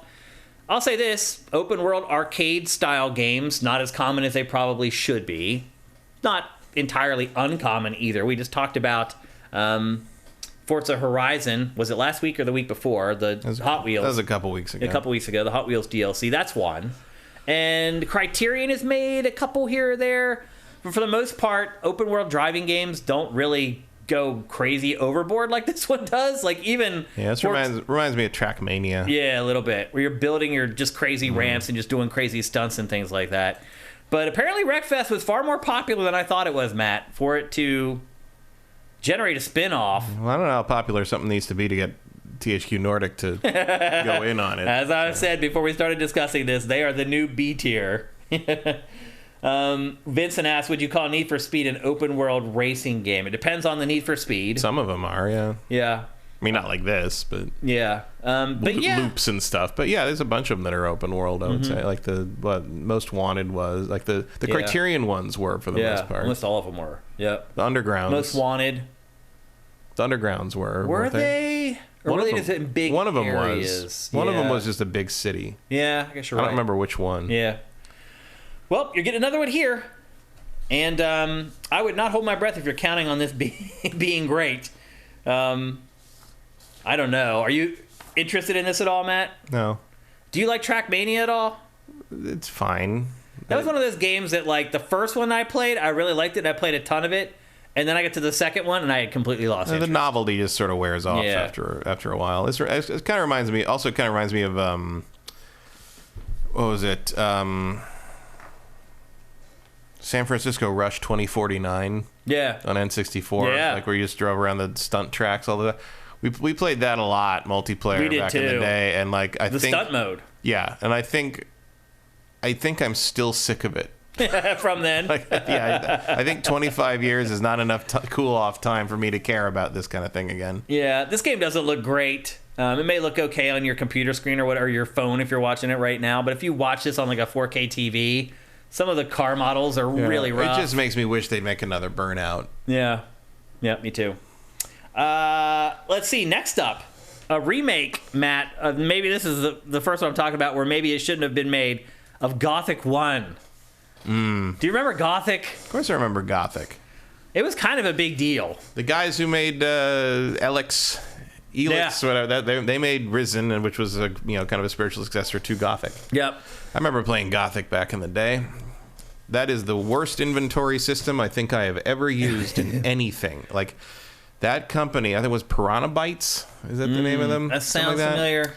The first two Gothic games have the dumbest pickup items and deal with them and like I've ever seen. The combat. So this is none of it makes any sense. The original was kind of innovative. It was one of the first like open world action RPGs where the combat actually happened in real time. Yeah, and had a lot of like choices to make in the game. Like there's a lot of good stuff in there. It's just the combat was awful, though. It was hard to play then, and it's impossible to play now. Like this actually is a game, if you care about Gothic, remaking Gothic 1 makes a lot of sense because it's unplayable. The original is. Yeah. And I would also say that calling the game Gothic is a bit of a misnomer because when you hear that, you think of like vampires and like... Well, it's calling it Gothic in the actual term of what Gothic means. Really Gothic architecture and like the era that comes. Yeah. But it's really like a Lord of the Rings fable. Yeah, it's a medieval fantasy kind of thing. Yeah. When I think of Gothic, I think of like supernatural and stuff like that. But that's really not what this... Well, there's a little bit of that. But it was really hard to play. I think I played like the first 2 hours of the original Gothic and was like, yuck. Like I could see that it was a harbinger of things to come eventually. But it's as you said, innovation doesn't always make a game great. You have to actually execute this is like one of the Eurojank games. Yeah, like that's a good way to put it. One of the first ones. Yeah, that really defined, really innovated the medium of Eurojank. Yep, absolutely. Where like you're just like, there's such a good nougaty center in this, I'm going to deal with all the bullshit around it to get to it, kind of thing. Yeah, and the original Gothic came out in 2001. So it was an open world action RPG in 2001, way ahead of the times. Yeah, I still have it on disc somewhere. Yeah. Gothic 2 was much better. Still pretty clunky in a lot of places, but Gothic 2 was sort of the peak of that franchise. Yep, this remake was actually teased 3 years ago in 2019, and crazy stuff happened where the fans like got excited about it, and they built like a little playable demo that the fans really loved, and that kind of gave it the green light. All I can say is this remake can only be better than the original. It can only improve. There's no world where this will be worse than the game that came out in 2001. And if it is, someone deserves an award of some kind. Because I don't know how you'd even pull that off. Agreed. Next up, so I said that there was another spin-off of Wreckfest, and here it is. It's called Stuntfest World Tour. I saw this, and I didn't realize it was related to Wreckfest. I guess. Yep. 2 spin-offs of Wreckfest in one event. Boy, they're really getting their money's worth. One of those noodles must have really stuck to the wall. Yeah. This is actually like the real sequel to Wreckfest, though, but it is coming from a new developer. It is a hybrid of driving and extreme sports. It's kind of like... if you change that human to like a robot, this is a Transformers game. Maybe. Like, you could just make them turn into big robots, and you've got a more interesting concept. This game looks so bad, though. I think it really does. But for a Transformers game, it looks pretty good. Vincent described it on the site in his blurb as a combination of Destruction All-Stars and Riders Republic. I do not disagree with that, although obviously both of those franchises mixed with Wreckfest. Yeah, it seems to lose something in translation, though. Well, I mean, a big part of it is wrecking, that whole angle of it. The other big part of it is this weird stuff where you're bouncing off of things. What is this, Matt? It looks like the insurance scam minigame from Saints Row. It does, actually. You're right. We may be playing something very similar to that here in the very near future. The official line is race, wreck, and bounce with up to 18 players in an elimination-based tournament. Show off your spectacular tricks and be the best of the fest. Basically, it's just cars with wingsuits when it comes down to it. You can eject out of your car and fly, and then activate your wingsuit and take off. I smell Turbo Teen integration. It looks fun, but completely brain dead, I guess is the best way I would describe it. And it's only confirmed for PC right now, but it's set to launch later this year. You can win doing that? That's funny. What? Launching out of the car and crossing the finish line first with your flying body. That's brilliant. I'm all about that. Yeah. That's the best thing in the trailer. If it ends up that everybody does that at the end of a race every time, like, that's great. That actually is pretty cool. As I said, it's only confirmed for PC, but it's coming out before the end of the year. Now, I will say this, it does make sense because Wreckfest was a franchise that was kind of born on PC and then moved over to the consoles, so they do have a history of kind of releasing stuff first on PC, but I don't know. To me, this game, look at this game is insane. Maybe it's awesome. Yeah, it's very kinetic. It looks absurd. That's all I gotta say. But certainly catches your eye at the very least, which you can't say that about all games these days. So that is Stunt Fest World Tour. Again, coming to PC before the end of the year.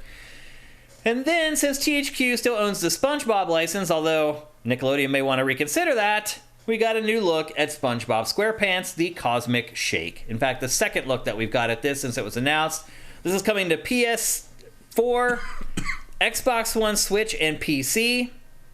The plot of the game, SpongeBob and Patrick get the power to wish grant mermaids' tears, and then they end up tearing the fabric of time, and the fabric that holds the universe together comes undone, which opens up portals into 7 wish worlds.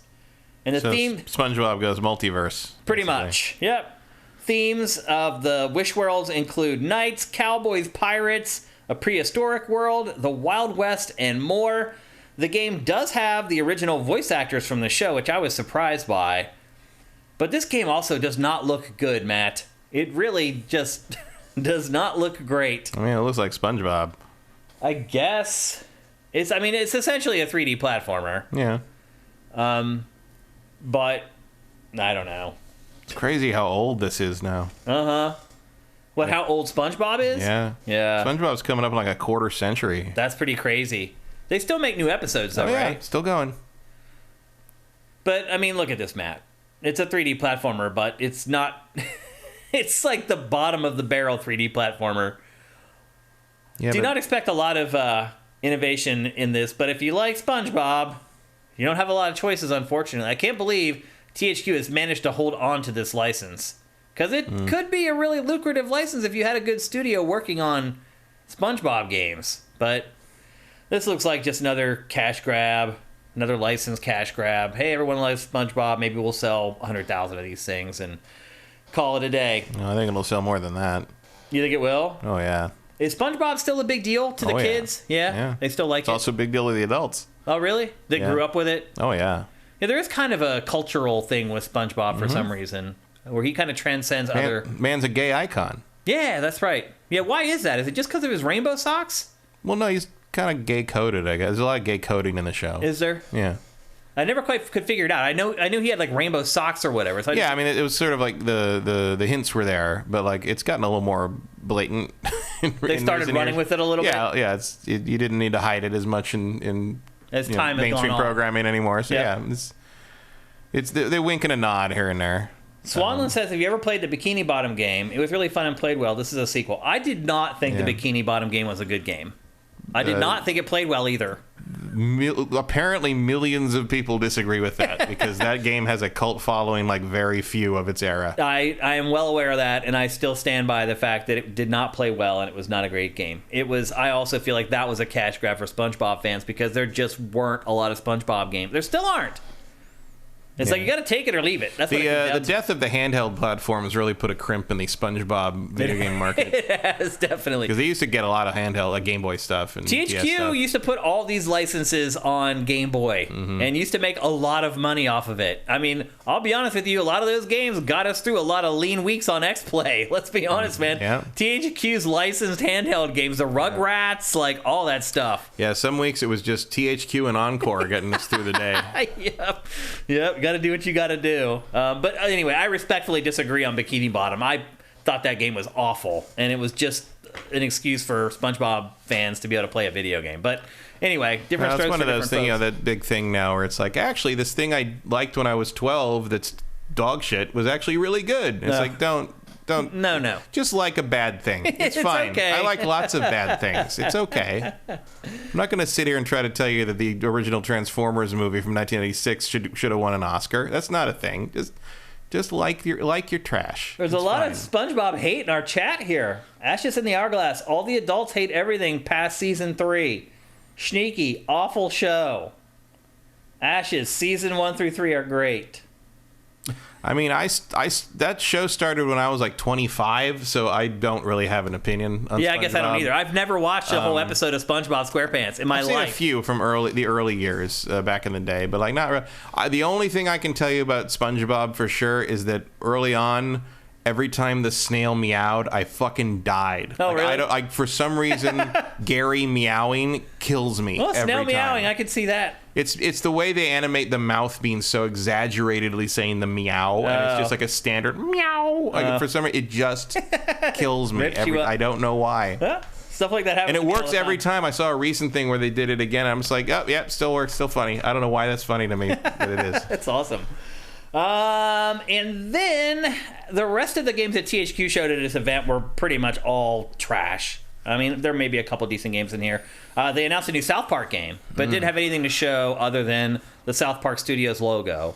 So there's another license that THQ They don't have their weird, obscene title ready to go? No, they didn't have that yet. Okay. But how did THQ hang on to that license? I mean, I don't know. That's another IP that's just waiting for somebody. Like, Ubisoft had it for a while and did a good job with it, I thought. But I don't know how THQ got it back. I guess it didn't do it well enough for Ubisoft, other than now I may be regretting that with where it's sitting at right now with no games to sell. But a new South Park game is coming. There's no release date for that or platforms, but I think it's safe to assume that that's going to be PS5 and Xbox Series only. There is a remake of Destroy All Humans 2 that's on the way. All right. Which they already released the remake of the first one. The only thing I've learned from the remakes of this series is there were more of these than I thought there were. Meaning more than one. I knew there was more than one, but I get there was like a spin-off one without a number on it somewhere in there, I think. I think you're right. There was a subtitle for it, though. Yeah, I had a subtitle. But I mix up the subtitles for that with the subtitles for the actual 1 and 2. Right. Well, this remake is called, or remaster is called Destroy All Humans 2 Reprobed. Mm-hmm. It is next gen only. It is only PlayStation 5 and Xbox Only Series. PlayStation 5 could bring you the high level tech. Well, the reason they're doing it, one, I will say, it does look a lot better than the original did. It does. But 2, you can play 4-player co-op through the whole game. Split screen. Cool. So that's why it's next gen only. I guess they probably tried to get it to work on PS4 and it ran at like 10 frames a second or whatever. So this is next gen only. It is coming soon though. It's not a ways off. Does he still sound like Jack Nicholson? I don't know. I didn't listen to the trailer. I dumped the audio out of it for the show and that was that. I watched it a couple times, but I didn't listen to it unfortunately. Yeah, it didn't seem like the first Destroy All Humans remake made much of a splash. I can't imagine the sequel. Can't imagine it cost that much, though. So maybe it was just enough. I can't imagine that the sequel on fewer platforms is going to make a bigger splash. So this one is probably going to be vaporware. It's going to be here today and gone tomorrow and quickly forgotten. The extra games that were shown, some of these may strike your fancy. They didn't really strike mine, so we're not really going to discuss them. Jagged Alliance 3, The Valiant, Tempest Rising, Knights of Honor 2, Outcast 2, and AEW Fight Forever, which is a wrestling game based upon that new wrestling league, AEW. I don't know. I like the old Jagged Alliance games. I don't know. Yeah. I don't really have an opinion on that. Was the one on the border I thought we might discuss, but in the end I decided to cut it. AEW Fight Forever looks terrible, although it does sound like that wrestling league in general is pretty good. Yeah, I've heard good things. I think they're throwing big money. Yeah, I don't really follow wrestling anymore. Me either. But all the stuff I've heard about it, like there's a radio host in Pittsburgh who used to work in the WCW as an announcer. And so he talks about wrestling all the time. He's like a wrestling expert or whatever. And he talks about AEW and says it's like it kicks WWE's ass sideways. So people seem to like it. But like you, I'm not a big wrestling person. I haven't been into it since I was probably like 8. I got back into it in the like around 2000 during the Generation X Attitude Era, but then like basically once like The Rock and Stone Cold and Kurt Angle and all those guys left and kind of The Undertaker. Undertaker's still there, but I just kind of like checked out after a while because it wasn't a Triple H. Like it they change. The stories move on and they change, and I'm like, this isn't interesting to me anymore. I never paid attention after it was WWE. I only liked it when it was WWF. I think I watched the first 4 WrestleManias, and then that was it. Like a better one was pandas beating each other with folding chairs. Back then we had a satellite dish, and I remember we had a party for WrestleMania 1 because back then satellite dishes, you could get everything for free before they started scrambling all the channels. And so we had like 60 people at my dad's house to watch WrestleMania on our satellite dish because we could get it for free. Yeah, I saw that through the satellite dish my dad had. I think WrestleMania 1 or 2. Whichever it was. And I remember one of my earliest memories of WWF is the match between it was Ricky the Dragon Steamboat and Randy Savage, I think. And he hit him with the bell and he swallowed his tongue.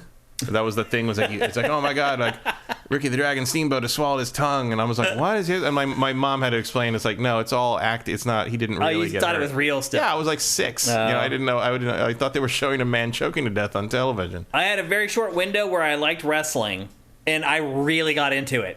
Like I would go to like the local newsstand, and I would read all the wrestling magazines because the WWF never had blood.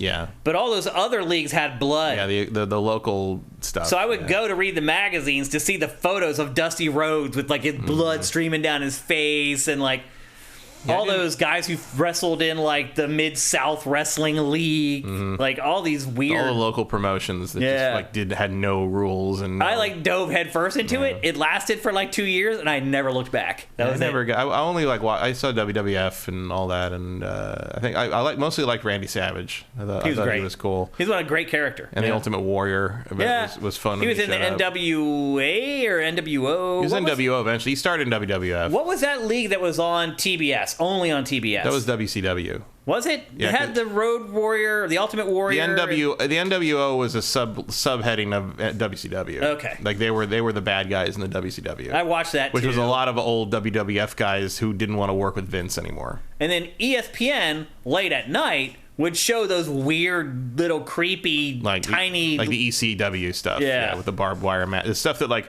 Mick Foley would do on his off days. Right. Kind of thing. Yeah. Yeah, it's crazy. But anyway, there is like a Venn diagram segment of gamers who like wrestling for sure.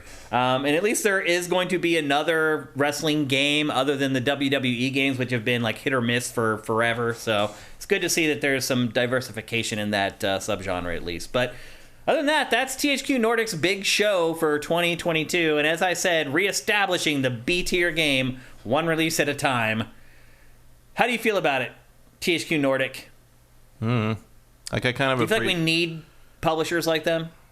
I mean, it's better than letting all those IPs die. Yeah. Because otherwise, I don't think anyone would ever do anything with them. Agreed. And yeah. I'm just hoping they last long enough to give us a Darksiders 4 that follows up on the damn ending of Darksiders 1. That's all I'm here for. Yeah. Count Darksiders Genesis as the Strife game and just make that last one so we can all rest. Yeah, the last one didn't seem like it sold very well, so... 3 did pretty well. Genesis, I don't know, but Genesis was more of a side, you know, like a twin stick shooter. That was like a mobile game, wasn't it? No, it was like a twin stick shooter. Oh, that's right. Yeah.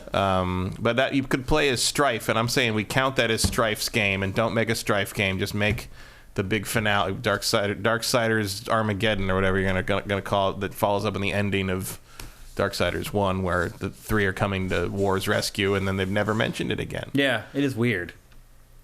Why would you do that? Well, the plan was that all 4 horsemen were going to get their own game. Right. And then there was a lot of financial problems. Yeah, because Darksiders 2 was like, now we're going to do Death, and then we're going to do Strife and Fury. And Fury got her game. And I'm going to say we don't need a first-person shooter for Strife. We did Genesis. Just do the 4th one, whatever that was going to be, whatever that ending where you can play all 4 of them is going to be. Just do it. I wouldn't hold my breath, my friend. Weirder things. I mean, we're getting the entire Destroy All Humans series remade. That's a good point. Like, there's been 2 expansions for Titan Quest. Like, we don't know what these people are going to do. Like, Touché. THQ Nordic is completely unpredictable at this point. Yeah. How did Bret Michaels and Tommy Lee end up in our chat? And Pamela Anderson. Because Tommy Lee, they were connected with some of the wrestling stuff at the time. Were they? Yeah. I didn't remember that, actually. Yeah. Interesting. I'd forgotten all that. I didn't realize there was crossover there at all. Bret Michaels, yes, was the lead singer of Poison, for Eric Cartmenez, who's asking. And yeah, Tommy Lee was the drummer of Motley Crue. Bret Michaels, yeah, he was Poison. So hard to keep all those glam bands straight. Oh, I don't want a 4-player co-op Darksiders game. I want a game where you play as each one through the narrative. Yeah. I don't think we need to make that a co-op game. That was the original plan, really, I guess. Probably. Oh, it was? Probably, I think it was like 4-player Darksiders game. But I think now you would probably want to just do a single-player action RPG that has you switch between them. That makes more sense. And finish the game. And finish the story. Yep. Okay. Let's move on from THQ Nordic. Probably won't talk about them again for the rest of 2022, although we might, because it is 2022 and there's not a lot of other stuff to talk about. Next, we're going to talk about PlayStation and Sony. It was a big week full of small stories coming out of the PlayStation camp, and the first one actually relates to Microsoft and Game Pass. So, Matt, we found out this week that, and again, this is more fallout of these filings that Microsoft is filing to make sure that the acquisition of Activision Blizzard goes through. So more stuff was filed this week, more interesting information came out of those filings, not the least of which was the fact that Microsoft claims that Sony is blocking rights to Game Pass, meaning it is signing deals with video game publishers and developers and saying that if you sign this deal with us, your game cannot appear on Game Pass. How do you feel about that, Matt? I mean, that's business. Exactly. That is good for the goose, good for the gander. If you're going to spend money to keep Activision and Blizzard and Bethesda's games away from PlayStation users, PlayStation can go and money hat all it wants and keep games away from the Xbox user base. It is absolutely fair. The quote from Microsoft is, "Our ability to continue expanding Game Pass has been hampered by Sony's desire to inhibit such growth." And this comes from an August 9th filing to the Administrative Council for Economic Defense in Portugal. Microsoft continues, "Sony pays for blocking rights to prevent developers from adding content to Game Pass and other competing subscription services." And I agree with you, Matt. This is just business as usual. Yep, there's not much you can do about it. I mean, yeah. I doubt Microsoft would have complained about it if they weren't having Sony kind of crawl at them about all this other stuff. So. Yeah, I mean, they're starting to get in a little bit of a pissing match here, is what it's really coming down to. I mean, you're basically going for kind of like, see, they do weird shit too, and so everybody should just leave everybody alone, and we're going to continue doing our weird shit, and they can do with their weird shit, and everybody stop trying to like one-up each other in court. Yep. And as a caveat, some documents that were filed in the Epic Games versus Apple trial last year revealed that Microsoft had been considering lowering the revenue split for PC games in exchange for the grant of streaming rights to Microsoft. So basically, Microsoft is going to PC developers and publishers and saying, you know what? We'll drop your cut on any sales on our platform if you give us this game exclusively for Game Pass. So there is all kinds of little... I mean, basically, Microsoft... a lot of horse trading going on. Microsoft doing the same thing that is complaining about PlayStation doing. So stop whining. It's fair game. PlayStation can do the same exact crap that you're doing. Well, they don't expect them to stop. They're not whining. They're just saying, like, hey, like, PlayStation's complaining about us doing this. Well, they're doing this. Like, it's just like, you know, I don't think Microsoft expects it to stop. It's just they're saying, like, PlayStation's acting like nothing. They're not doing anything wrong here. And they're doing the same thing we're doing. Yeah. It's all... That's just how the business works. Yep. It's like we were saying before. It's like... How do you think PlayStation got Final Fantasy VII? Yeah. It wasn't just because the tech was better. It was because they offered them money. All those games that came out exclusively for PlayStation back then. Onimusha, all that stuff. Huge financial support. Yep.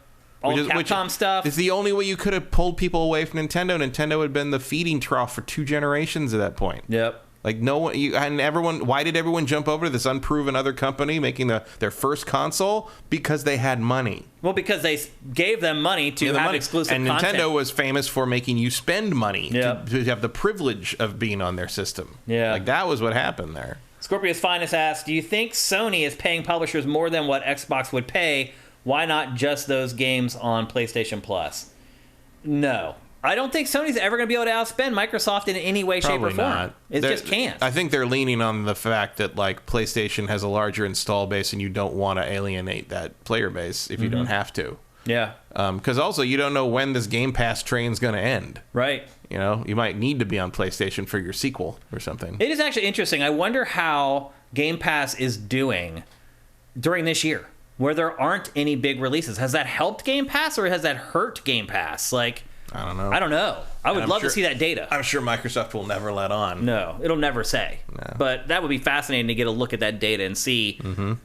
It could be that because there aren't that many games, people are like, you know what? Well, then I'll spend $15 a month to have a whole selection of these B-tier games or whatever, dozens of them to choose from, instead of trying to pick and choose one game every week to play or whatever.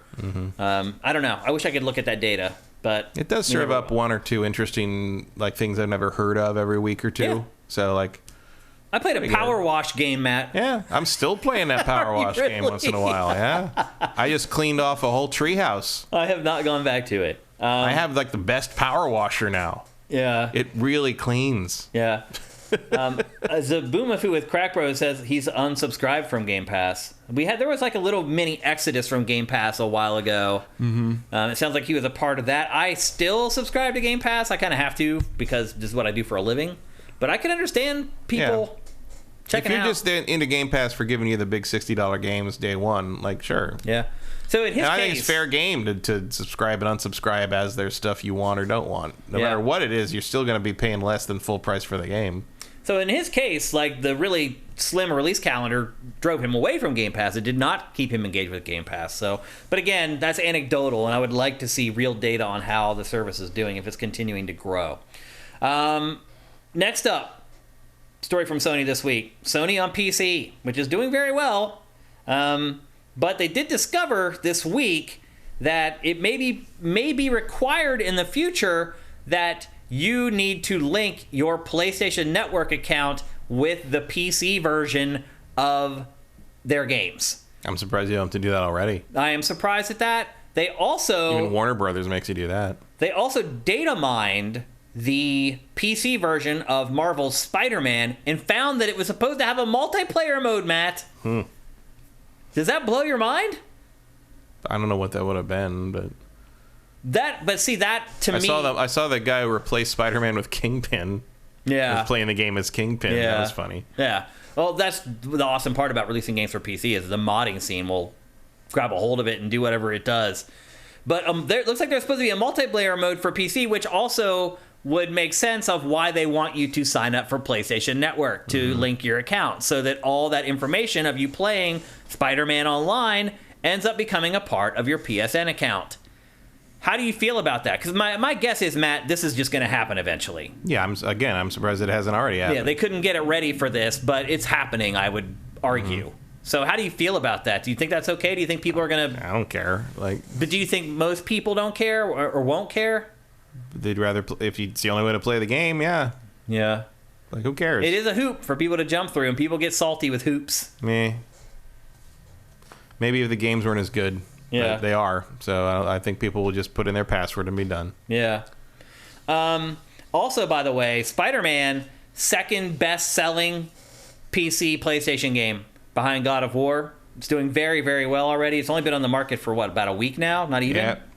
Yeah, not even a week. Yeah.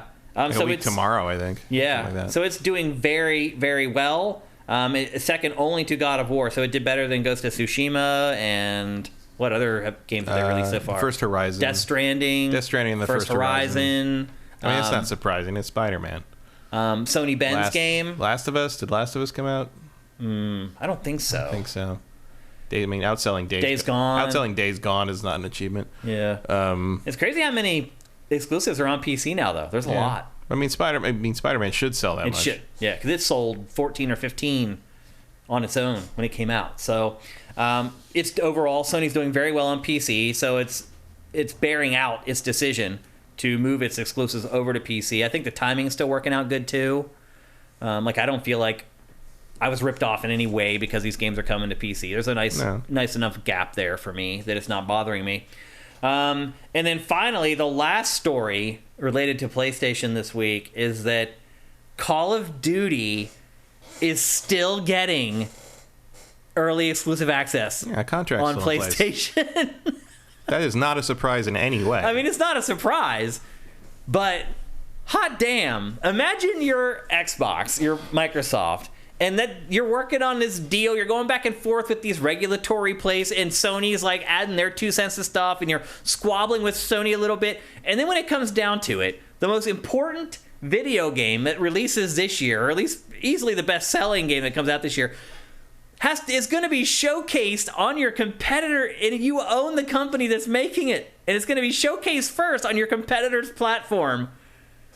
That's crazy. It's contracts. I totally get that. They knew that was going to happen. Of course, it's still insane, though. Not really. There's a lag time there. These things are planned out and signed on the dotted line years in advance. Yeah, I get that. This has never happened before.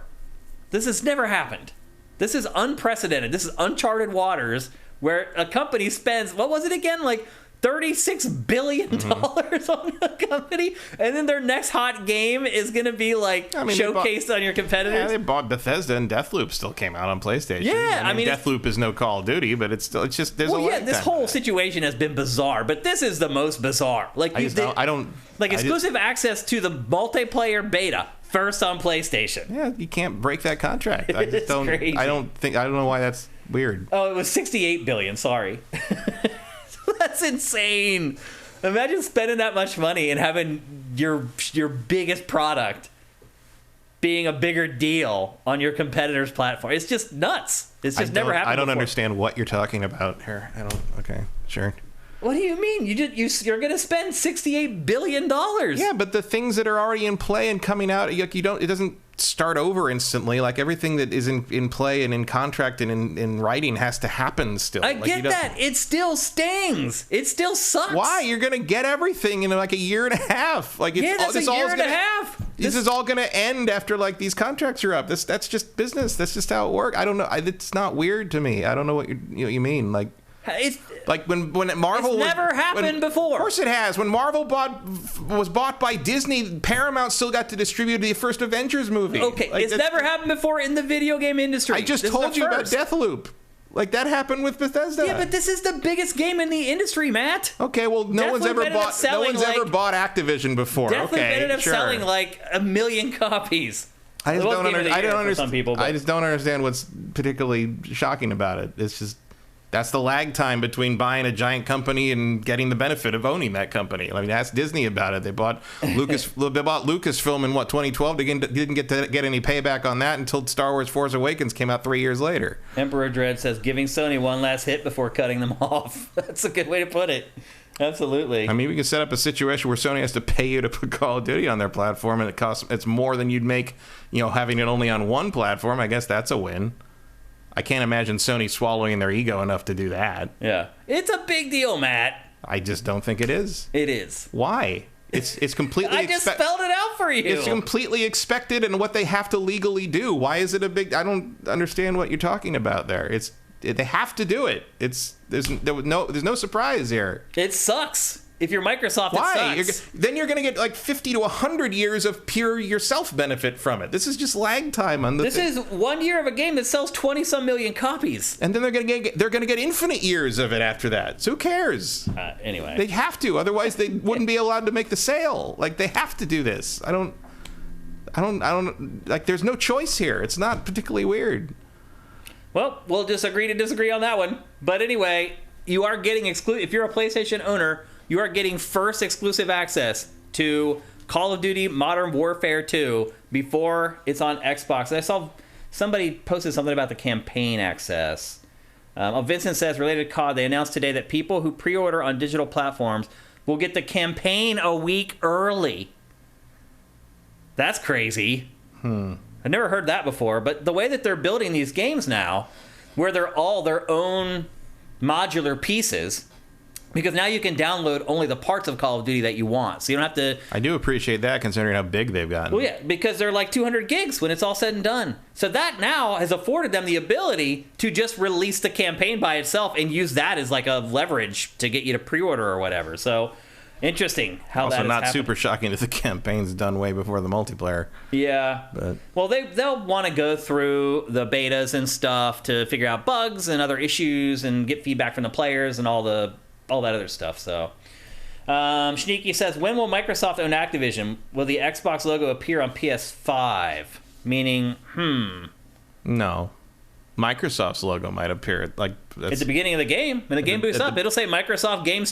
this one. Not this one. But or like actually, maybe the next one. It'd have to go through.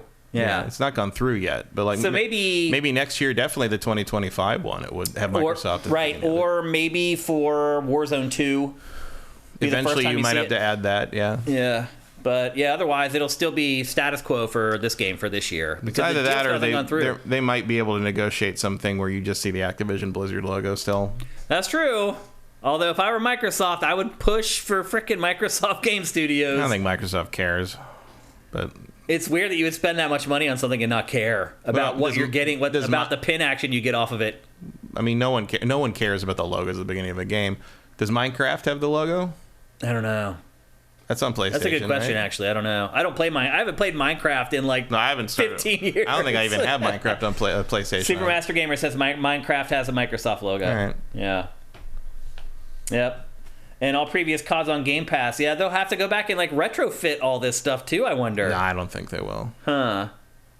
There's just all these things that are happening with this that we haven't really had to consider before. Like nobody had to go back and put the Marvel Studios logo or the Disney logo on the Marvel movies that were made when Paramount was distributing them. So if you watch new versions of those on a streaming service or whatever, they haven't changed the opening logos. I don't think so. Yeah, it costs a lot to go back, and you got to change the runtime. You got to most people don't care. Yeah, it's like no one gives a shit.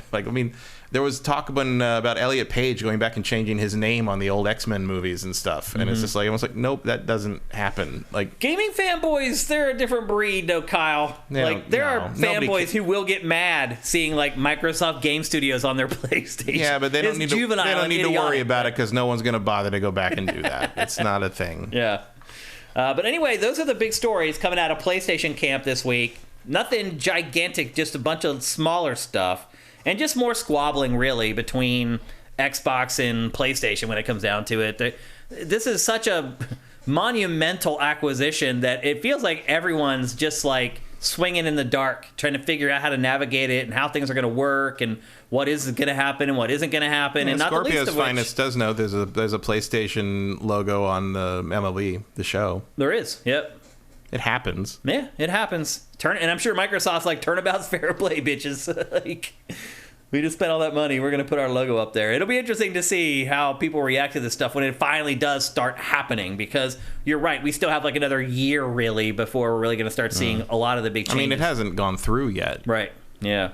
And won't by the time this Call of Duty comes out anyway. After seeing a lot of this stuff, how they're going back and forth, I don't think it's going to go through this year. I think we're just going to go into next year before. I think it will. I think they'll get clearance by October, November, but it won't. The gears of that stuff move slowly. They do. So I think it would be probably next year before everything's done, paid for, finalized. The stamps are on all the papers, kind of thing. Yep. But I think they'll get approval near the end of this, this fall. Yeah. There's not a lot to approve at this point. It's just sort of like Sony took their shot, and Microsoft's got to make their shot back, and that's that. Yeah. Yep.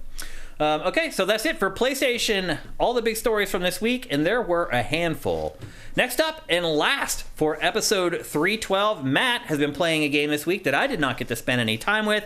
It is a game called the DioField Chronicle. DioField Chronicle. I only know that because that's how they say it in the game. Named after the satanic rocker from the 80s. Ron Sadly, James no. Dio. I don't actually know why it's called that. It's just the name of the island it takes place on, which is a fake England. DioField is the name of the island? DioField Island. And then there's like a central field and a south field and a north field. Did you know that Dio's logo, if you turn it upside down, says devil? Sure. It's for real. That is one of those things from the 80s that actually was true. It does say devil if you turn Dio upside down, his logo. Just a little anecdote for you there. But anyway, back to DioField Chronicle. This is coming out on September 22nd, and there is a free demo out for everything right now, right? Yeah. And you've been playing the demo. Yeah. And it's a strategy RPG. It feels like 2022 is the year of the strategy RPG. There's a lot of that. It just seems like there's just one after another. I do wonder if Mostly from Square. Yeah. I do wonder if there's a market for all these games. Seems to be. I mean... What sets this one apart? It's real-time strategy. So it's like... Imagine if Final Fantasy Tactics was real-time. Okay. So you have to command... So you got a strategy set up. You got the different jobs, and you got the... it's all there. But the way you do it is you basically, it plays like a real-time strategy game. You click on a character and you have to tell them to move here, and you can like give them waypoints to move and who to attack, and you send them in and they all move at the same time, and you can sort of freeze them if you click on them, but otherwise everybody's just sort of moving, and the combat happens like everybody stands there and whacks at each other like in a real-time strategy game, and that's kind of it. Then you can freeze time to use skills and abilities, and then wait, it's not very granular is what you're saying? It's like you just send your guys over to that group of enemies and they just kind of automatically duke it out? I mean, you need to like there's certain characters that are tanks and can take damage, and you have like provoke moves, and like, it's a little MMO-y, and you there's characters that do better if you send them around the back. There's like you get bonus damage like in Final Fantasy Tactics for ambush from behind. So if you can get them to pay attention to one guy and then send everybody else behind them, you'll be doing bonus damage to them. And then their skills can kind of like knock the guys back. So positioning is important. Also, getting them all on one side of you is important. So there's a number of skills that can do knockbacks of groups. So you can get all the group, instead of they're all kind of gathered around you, kind of pull one guy back, do this move, this charge move, knocks them all back this way. So now all four of them are in front of you. So you don't have to like worry about them hitting you in the back, because that hurts you more. And that's basically it. Like it's a little hard to manage at times just because of how. Are you playing with a controller? Controller, yeah. How's that going? It's fine, but it's there are times I'd rather have a mouse, but since everything kind of stops moving when you click on things, it's not that bad. Helps. Yeah. And also it's not that hard. So far. I mean, I'm pretty far into it, but some of the side missions get a little harder in the sense that like, to get through it with all the, you usually have bonus objectives where it's like, okay, finish the thing, but also like, don't let anybody get knocked out. You can revive them if they get knocked out, but you don't get the bonus for not getting anybody knocked out. Do it in this amount of time. That's the one thing that I think is interesting is like, it feels like the missions take longer than they do because you're constantly juggling all these characters all the time. And at the end, I'm like, oh my god, this mission's gone on forever. And then I get the bonus for completing the mission in under 4 minutes. I'm like, that was less than 4 minutes. Like, what the? You think they're fudging the clock? Maybe. No, the clock's running there up in the corner the whole time. I mean, it doesn't run when you're paused and are looking for skills and moves and stuff. But it feels like it takes longer because you are spending a lot of time like kind of micromanaging everything, right? But in general, it's not like you're not going to run into things that really just like steamroll you very often. Even the boss fights are pretty manageable once you get the right skills in place, and once you get the first healer, she really changes the game. And you can upgrade. There's a bunch of skill trees. Like you go back to a home base and walk around the home base and talk to everybody. And you get side quests and that. And you can like upgrade all the stuff there, the shop and the training place and the library. You can go to the research stuff and get smarter. A lot of stuff like that. And there's a really cool war table. Like you can go and pick your different missions on. That's fun. It's very, very story heavy. Voiced by a bunch of British stage actors, I'm going to guess, because it's all British accents.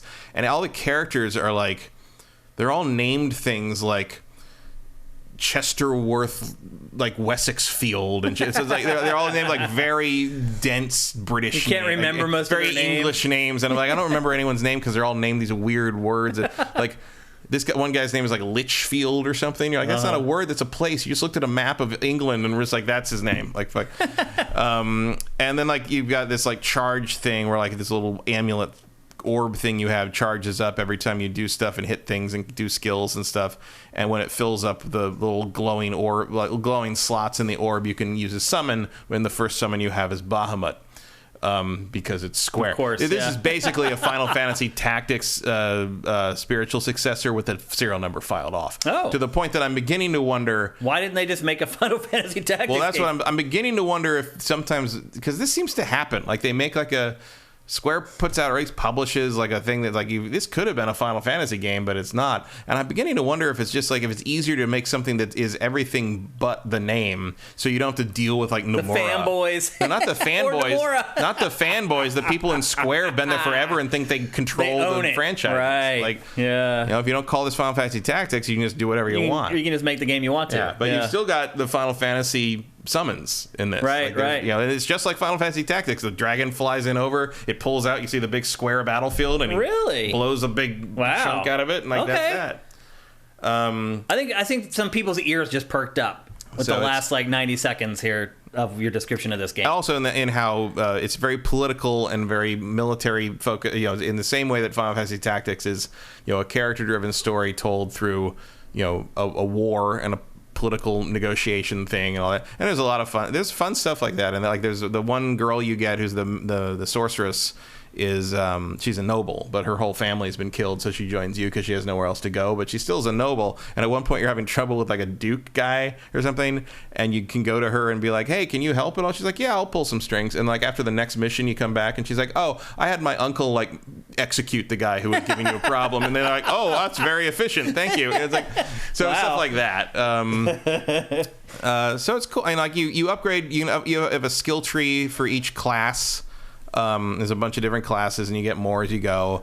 You have a bunch of ability upgrades for each individual character. So the classes cover everyone who is that type of character, and then you can have different ones. So like there's like this girl, Islaire, and the main guy whose name I can't remember are both like blue. They're both like tanky classes, but she is more of an axe, sword and shield fighter, and he is has a long sword. So he's more of a Andreas, that's right. He has more of like a thief element to it, but he can tank. It's interesting. So like early on, I thought I was supposed to be backstabbing with him and tanking with the cavalier, the guy on the horse. But the guy on the horse is actually the weakest one. What? He's supposed to run around the periphery and charge through and do damage from behind and like pick at the enemy. Interesting. While the blue guy, like the other guys, like kind of hold their attention.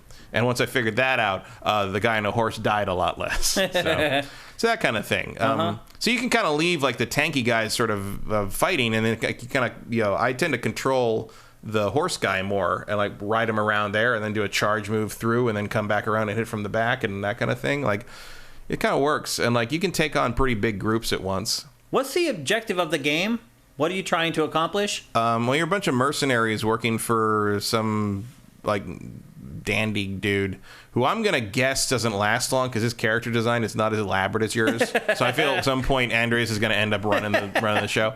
But basically, you are on the equivalent of like the island of England, the island of Great Britain, and you're near a bigger continent, which is basically Europe, and there is a war going on the continent between what seems to be a fake version of a German empire and a Spanish empire, and they're clashing and fighting, and everyone's running out of resources. There's this resource in this world called Jade, which is what you use to power like sorcery and stuff, and they're running out of it in the mainland. Your summon right here, right? Yeah, there's Bahamut. You're running out of it in the mainland, but this island, which is more or less peaceful, despite some clashing here and there, has a lot of it. So both of the empires at war are sort of looking towards DioField. Yeah. And being like, and so like this is sort of like they're starting to you're a mercenary group that gets brought in with like a noble group because they're starting to notice that there's more and more uprisings of bandits and they're more organized. I think there's like mainland forces like organizing them from behind the scenes, so they're trying to root that out, and that's what this is the first chapter. The demo is the first chapter of the game, and that is basically what you're doing. Because you are there's also a whole thing where like they sacked, like it was 10 years ago. You start with you were not the girl but the two guys.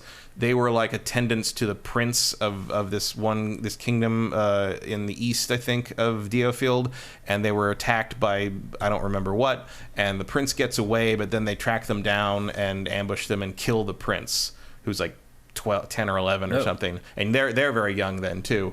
And the prince basically says makes they were his friends and his kind of retainers, and he like says, keep them, save the world, or don't stop being noble or fighting for what my father believed in, even though we're gone. So they've kind of been in the woods. You see, this is where they first show up, where like this woman who is sort of actually one of the strategists for that group doing that is ambushed by all these bandits, and your guys jump in, and the first mission is saving her from that. And she's like, "You're very good at that. You should come with me and work for us." And so you do. And so they have some kind of agenda in there where like they need to figure out what happened, who did that, and who betrayed the prince, and all. They've got kind of like a ongoing vengeance thing, and they think this might get them closer to it. So that's part of why they join up. So there is a personal mission there to figure out what happened there. But you're also sort of caught up in this huge continent size war thing where like the war that's on the mainland Europe might be coming to this island because they have resources they want.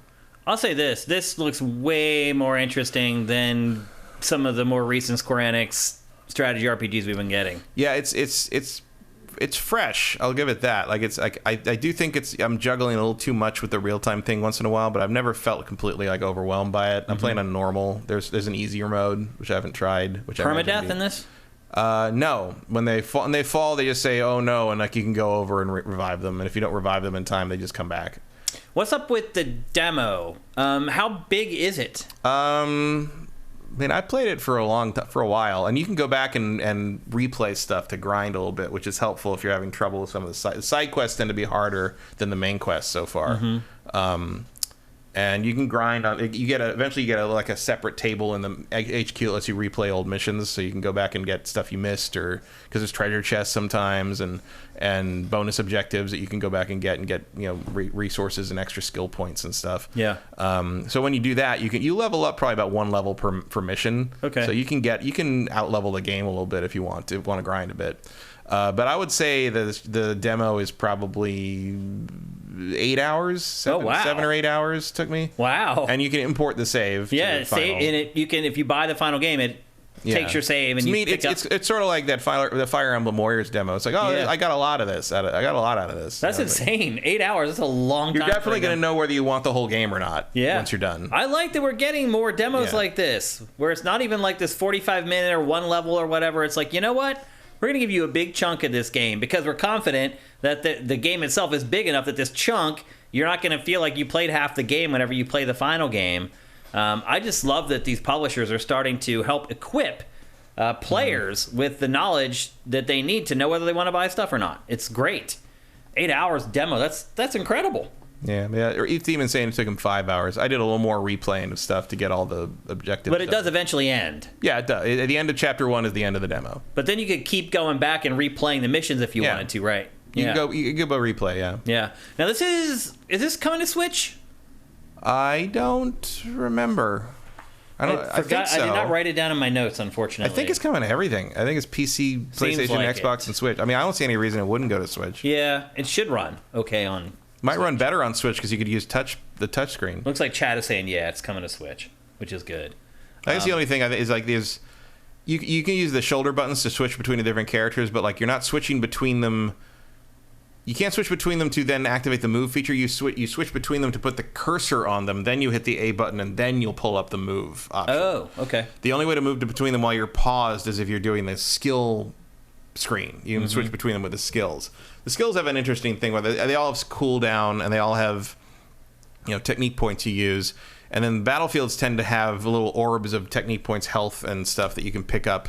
and replenish that over the course of the game. I've never really felt like I used all my resources and I was stuck with it for the rest of it. They usually give you enough stuff to feel like you have enough to work with, especially before boss battles. Yeah. And some of the boss battles are hefty. They're tough. Like at least the first one, I was like, oh, this is pretty cool. And you have the tools to delay them and to stun them. Like, you definitely have to use conditions to stop them from doing they'll do the big wind up thing. You see the area where the spell or the attack's going to hit, and you got to move everybody out of the way. So that's all in play. It works. Yeah, it's cool. I will probably go ahead and convert to the full game when late September comes. Well, it sounds like the game, if they're going to give you 8 hours or 5 hours or whatever, the game's got to be big. Yeah, they're definitely going for an epic tale here, so it wouldn't surprise me if it was very, very big. And again, this comes out September 22nd, so there's still over a month away before the final version comes out. I'm sure we'll come back and both of us will tackle it whenever it comes out. But I'm excited to play this now, having talked with you about it. Yeah, so but I liked it. It is a little fiddly, just in the sense of the real-time thing, but once you get your head around A, how it works, and B, which character is who. Early on, the girl and Andreas are a little hard to tell apart because they're both tiny, skinny, dark characters, in black armor, basically. But eventually you kind of get it, and you get more characters as you go. There's an archer and basically, and then once you can have 4 characters on the field, and then each character can have I think it's an attendant or something. So you can assign a character you don't have out active as attendant to them, and then they can contribute special moves to that character. So even though I put Izzy on Andreas, so he can still use her shield bash stun move. I pick that, and she just pops out and goes, "Take this," and hits him with the shield. So you can still use moves from the character that's not on the field. From other classes too. Yeah. So that's cool. So that's handy. Yeah.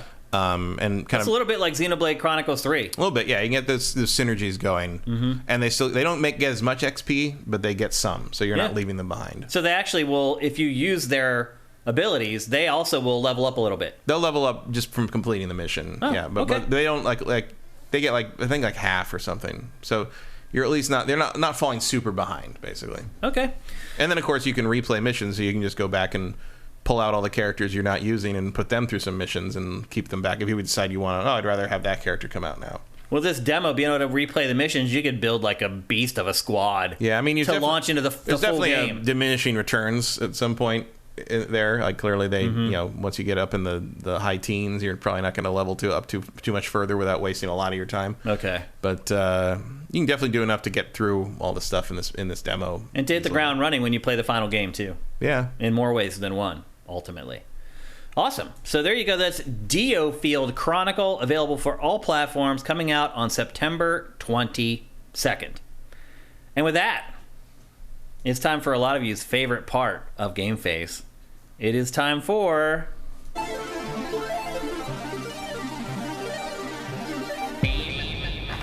As I said, at the beginning of the show, we still have not had the winner from last week approach me about their free game. He said he didn't want a game. Oh, he said he doesn't want it. He just wanted to win. Okay. He just wanted the bragging rights. Okay. Well, the person who wins today will have the choice of winning the game or leaving the game behind, but you will definitely have the option of winning a free game if you can beat Matt Kyle at Name That Game. The game is very simple. I show you 5 screenshots from a game. Your objective is to just name the game. There are some caveats. We put the chat on slow mode, which I see Vincent just did right now. And Emperor Dread guessed Body Harvest. Funny part was I just went back this week and watched somebody play Body Harvest on YouTube because I had got to a point in that game where I was stuck and I was never able to finish it. My character I had flown a plane onto this little island and crashed. And the plane was crashed out and you can't swim. And I was trapped on this little dinky island. I was never able to finish the game. So I went back and watched somebody else play it to see the end of the game just this week. Just for you, Emperor Dread. But anyway, we put the chat on slow-mo, so you can't just start rattling off names of games hoping that you guess it right. So make your guesses count. You only get one every 60 seconds. So generally how it is, the first, I try to make it so it's harder to guess at first, but you guys are so dang good at this thing. Like, I really have no idea when you guys are going to guess the names of these games. You guys are very good. Very impressive what you guys do. Name that game every week. But the objective is to beat Matt. You guys win all ties. So if Matt guesses the name of the game, I'll look over. I'll give you guys a beat or two. If you guys guess it in that beat or two, then you get the win over Matt. We want to give you guys free games. I hate to say it, but I want you guys to beat Matt. So that's just how it works. With that, I think that's everything. Also, if you've won, do not play. If you won last year, it's okay to play again. But if you've won at any point in 2022, do not play. Do not put hints in the chat. Do not type anything. Just sit back and chill or play the free game that you won when you won earlier. See? Okay. Jose Holiday already guessed Conker's Bad Fur Day. No, you're wrong. Swanland says it's never going to be Body Harvest now. I wouldn't say that. You never know.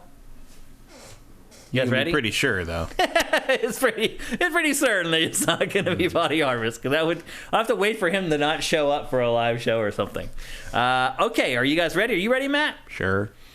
Okay, here is the first screenshot for episode 312's Name That Game. Go.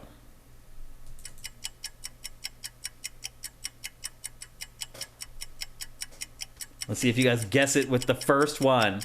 With that texture. That's really all it is. Yeah. See if you can figure out what... It does look familiar with the raised brick on the side. Oblivion, no.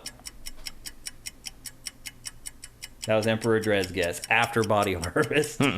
Kingpin, no. Dishonored, no. Elder Scrolls 4, no. That is Oblivion. Borderlands 1, no. Red Dead Redemption 2, no. Dishonored 1, no. No guesses, Matt? Not really. Breath of the Wild, no. Assassin's Creed Unity, no. Okay, looks like we're going to make it to the second image. And here it is.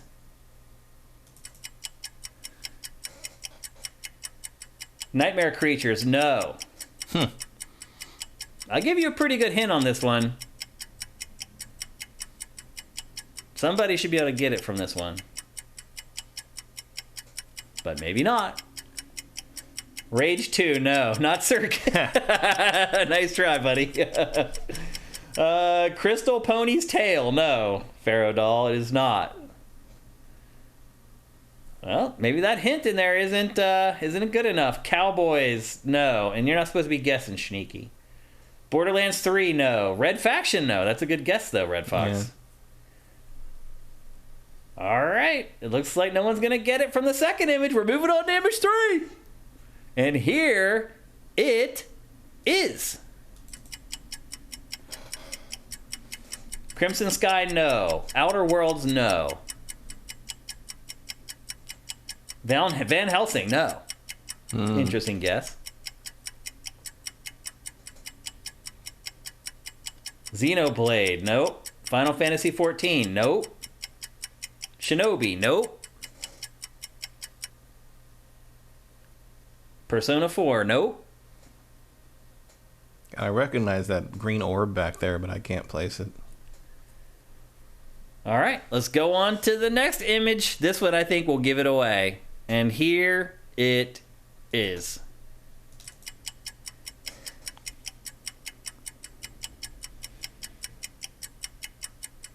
Arkham Asylum, no. Oh, is that Alice Madness Returns? No, not Alice Madness Returns. Devil May Cry, no. Or just American McGee's Alice? You guys should get it. You guys should get it. DMC, no. Luigi's Mansion 3, no. Saints Row 3, no. C-Note 51 just got it. Persona 5. Someone was so close with Persona 4 earlier. Emperor Dread. Wait. No, he didn't win last week. Okay. You were close, Emperor Dread, but no. It is Persona 5. I thought the last image would give it away, because it just shows you like the battlefield for Persona 5, basically. Yeah, and there's only like 4 different ones in the whole game. And then this is the last image to completely give it away. You can see Anne's hair is in the bottom right there. I figured just seeing that little patch of blonde plus her alter ego would be enough to give it away. But there you go. We have a winner. C-Note 51. Congratulations, man. Here's your round of applause. Congratulations on guessing Persona 5. I knew I recognized that hat. I wouldn't have got that. Okay. But we made it to the 4th image. That's pretty good. I'll take that. That's a win for me all day, every day. C-Note 51. Send us a DM here on Twitch. At Sifted Games. You can send me a DM on Twitter at Dinfire. You can send a DM to Sifted on Twitter at Sifted Games. You can send me a DM on Sifted at Shane. However you want. Just get at us and we'll send you the code for your free game. Congratulations once again. That's awesome. And now we have some time for Q&A. Oh, people giving me props. I'm going to put that up on the screen because I don't get props from people very often on GameFace. You guys are usually giving me grief all the time. People are giving me props for a couple good Name That games in a row. I'm just starting to be more of a jerk, honestly, is what it's really come down to. I'm just like, I'm not going to let you guess it on the first 2 images, is what I've really decided. It's like, if you can spot like a texture and that places the game, like what happened with Rage, more power to you. If you can do that, then spot kudos. That mega texture. Yeah, spotting that mega. You know what, Matt? I went home and I started looking through other screenshots of Rage. There is not another screenshot with that texture in it anywhere. Because that particular like group of trash, that scrap is everywhere. It still blows my mind. I went and looked at screenshot after screenshot. I could not find another shot with that in it. But his brain just, boom, picked up on it right away. Amazing. You guys are amazing at this. And thank you guys for the kind words, because I do put in a lot of effort into this, but I have also learned to get over it and not get devastated if you guys guess it on the first one anymore. Norix Nessie, thank you for Twitch Prime. The Legacy, thank you for Twitch Prime. You guys are awesome, and I really, really appreciate it. Let's get to some questions here before we head out for another week. Bring you guys up on screen so everybody can see. The Legacy, what is the worst, I'm assuming, game you've played? Is anything worse than 13 or Silent Hill 2? Oh, God, yes. Yes. Worse than Silent Hill 2 is one of the greatest games ever made. What are you talking about? I mean, the worst game I've played, I mean, Big Rigs, Over-the-Road Racing. Yeah, I mean, that's the standard. It was broken. It wasn't finished. Yeah. You could just fly off the world. In terms of things that were released and put in a box on a shelf, Big Rigs, Over-the-Road Racing is hard to beat. It's probably the worst game ever. Superman 64, one of the worst games ever. It's Drake just Drake and the 99 Dragons. That was terrible. Bad. Yep, all-time bad. I mean, Balan Wonderland, that was the worst game in recent memory that we've played. Definitely worse than the 2 games you shared. Vincent suggests maybe he means worst remake. Oh. Because Silent Hill 2 did have a terrible remake. I don't remember that. The Silent Hill collection. Oh, they remade it for that? I mean, it was a remaster, but like they ruined the fog, and the world just ended at a certain point. Yeah. I don't know. Worst remake. Worst remake, remaster. I mean, in terms of effort, like those Baldur's Gate Dark Alliance games are just, they barely are up-resed. I mean, they still play fine. They're fine games, but like... I think what's messing with me is that when they remaster a game, or when they remake it especially, it generally makes the game better than it was before. So I don't file that away as a bad game. Yeah, but there are, like, bad remasters. Oh, yeah, I'm sure. Silent Hill Collection's bad. Yeah. There aren't a lot, though. I mean, there's remasters that don't do much. They just sort of make it playable on a modern platform, like the Dark Alliance games. But it's not like those games are bad because of it. They're just sort of like, oh, you could have done more. Mm-hmm.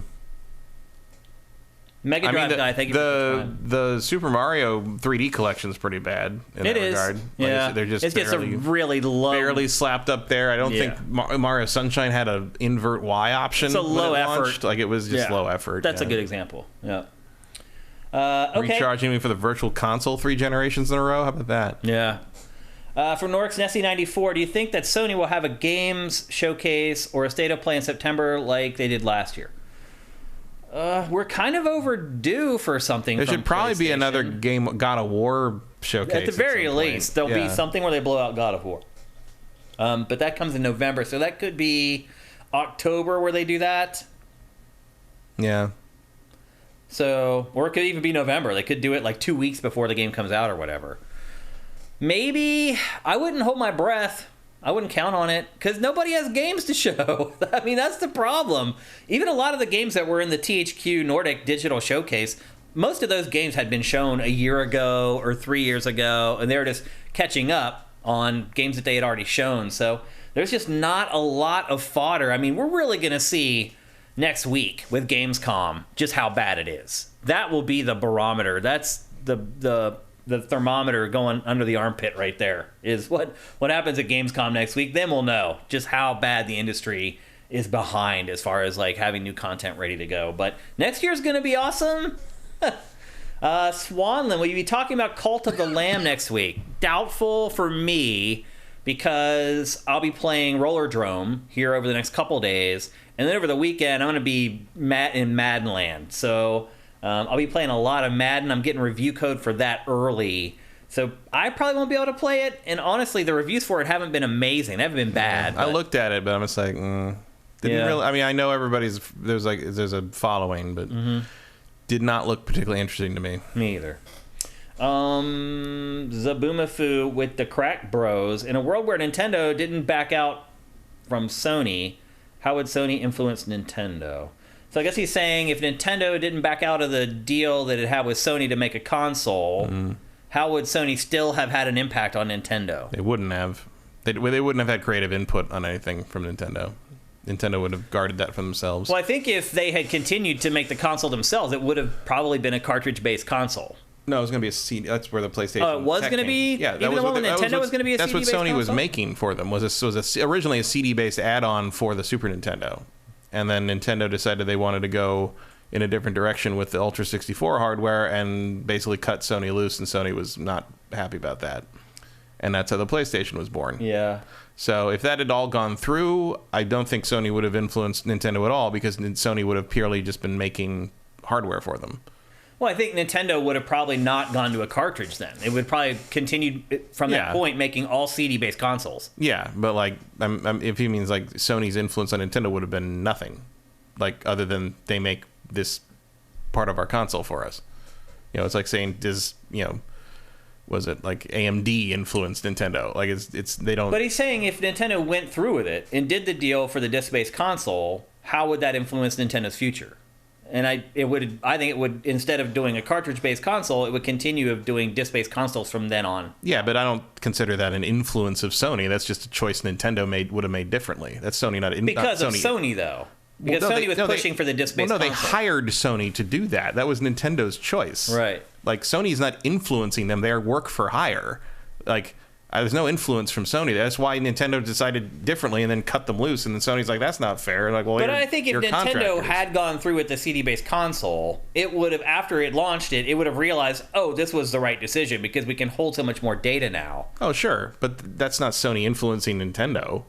Like, Sony's just making the product. So it wasn't PlayStation's idea to have a disc-based console. No. It was Nintendo's idea. Nintendo was doing that basically to potentially compete with Sega CD. Oh. And when Sega CD was not exactly setting the world on fire, I think that was a large part of Nintendo's decision to go cartridge for the next one because they owned the means of production for cartridges.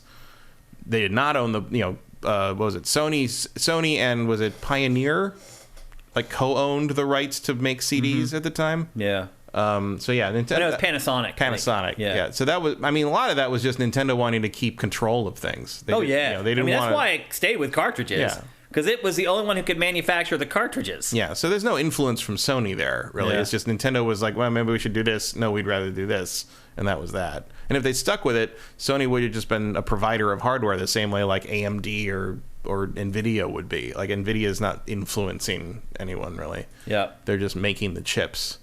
Especially Nintendo. Nintendo's not going to let some outsider company give them, influence on what their games should be. Mm-hmm. So yeah, I don't think it would have been anything. I think, if anything, maybe after the N64, a disc-based N64, Nintendo would have shifted to making their own discs. Sort of like what they did with GameCube, where they made a disc-based system, but it still had to be weird. It still had to be proprietary. Yeah, still had to have some proprietary thing they could control. For piracy and control. Yep, absolutely. Okay, next question. We have some time for a couple more here. Here's one from, actually, Mega Drive Guy. Thank you for Twitch Prime. Vincent, which is more exciting for you? Opening Night Live, which is Jeff Keighley's thing, which is happening next Tuesday, or Disney Showcase in September, notably with the first look at the Amy Hennig Marvel game? It's Opening Night Live. For a couple reasons for me. As I said earlier, I think Gamescom is going to be a barometer to show us where the industry is right now. So I'm interested in that. Obviously, Keighley gets big games for his events, so I'm interested to see that. I'm interested to just see what happens with Gamescom in the middle of a pandemic if people show up. Like, they will. I think they will, but it's probably a really terrible idea. Disney for me. Disney for you? For sure. Yeah. Because it's Marvel, and it's specifically Marvel and Star Wars. And I'm way more interested in that than the 90% like shovelware crap that's going to be in Opening Night Live. Well, I will say this. Jeff's last event was filled with filler. So I would definitely set my expectations down a notch. Sure, there'll be interesting stuff in there, but like Star Wars and Marvel are two things I care about a lot, and I'm very curious what the living hell they're going to finally frickin' do with some of these things, because I feel like both of those properties have languished in the video game department. Agreed. So I'm curious to see if they have an actual plan going forward. So we'll see. Yep, I totally understand that perspective from your perspective. Sneaky, Charlotte Snake. Tony Hawk was on a podcast talking about working with Microsoft. They have every single Tony Hawk game ready to go, minus 1 and 2, but the issue is music rights. Skaters are on board. They can release the games without the music, but the Backlash Remake 1 and 2 got missing a few tracks. They decided not to. You think in 2022 with Spotify, etc., that music in these games even matters? Why do people want to hear the same 20 songs over and over? I always turn music off in these games the second I boot it. Okay, well, I disagree with you there. Same. But I think a lot of people that grew up or like were a certain age when the first Tony Hawk and the second Tony Hawk, like there's people that's like on Twitter like, oh, Tony Hawk, my music, did you have musical taste of your own, or was it defined by Tony Hawk Pro Skater? Yeah, you know, they introduced people to a lot of music. He showed up like that in Europe to see a Tony Hawk's Pro Skater soundtrack cover band play. He just showed up at the bar they were playing at. Yeah, the soundtracks of those games are a big deal. That only plays the songs from Tony Hawk's Pro Skater. So, and like I would rather have a game with a couple missing tracks than no game at all. Yeah. But like, I get it. I understand why they were pissed off. Because some of the songs may have been their favorites, or they landed their biggest combo they ever did to this song. Playing school, playing the school level doesn't feel the same if police truck's not there. Right. Or whatever. It's like that's those soundtracks are great. Like they were right in my wheelhouse. I came out of that scene, so and knowing that music very well, they did a great job selecting like the really seminal songs. It was a big part of why it felt so authentic. Yeah, absolutely. So it does matter. And look, you're talking to somebody who does spend a lot of his time playing video games without the background music, because I've said this a million times, but when we capture footage, we take the background music out, because when you go to edit that footage together, playing two songs at the same time, it's what's called a train wreck. So if you want to be able to cut with footage, you need to take the background music out of it. So I spend a lot of time playing games without the background music, and I will tell you, most of them sound dead without the background music. I'm just playing Xenoblade Chronicles 3 without the music, and literally there's like no other sound other than the swords. Like there's no ambient sound in the game at all. So if you turn off the music, it is like a dead experience. So I prefer to play with the music. I prefer if the music is dynamic, meaning that the game solos in instruments or takes them out as the action on the screen ramps up or settles down. A lot of games... One of the big reasons Nintendo went with cartridge. Exactly, back in the day. because they could use the MIDI sound system to solo stuff in and out. Couldn't do that with CDs back then. It was like, this is a track, and it just plays what's on the disc. So I do appreciate games that do that. And a lot of the best games, in my opinion, are the games that tell you that you've finished a skirmish by the music dying out. So you need to kill 12 enemies. You may not even know that you're supposed to kill the 12 enemies, but when you kill that 12th one, there's that audio cue where the audio just kind of cuts off, and you're like, oh, I'm done.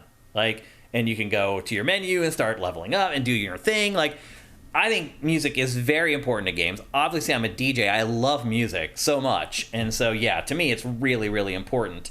What was his question, though? Why do people want to hear the same 20 songs over and over again? I mean, do you have any nieces and nephews? Like they will find a song that they like, and they will just listen to it over and over and over and over and over and over and over again.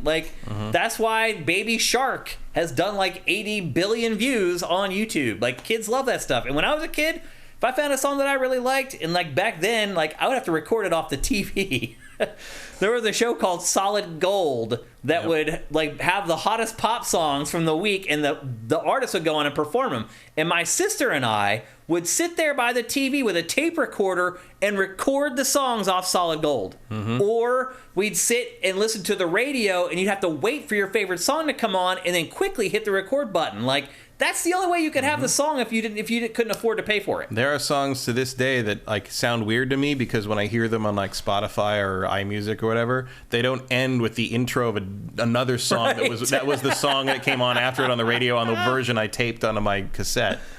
We come from a whole different world from you guys. Like, we're honestly very lucky, Matt, that we got to see all this, that we started in that era where we had to record stuff on and by the way, a tape recorder was like this big and like that thick, just to record sound on a cassette tape. Like, we have a different perspective from almost big, anyone.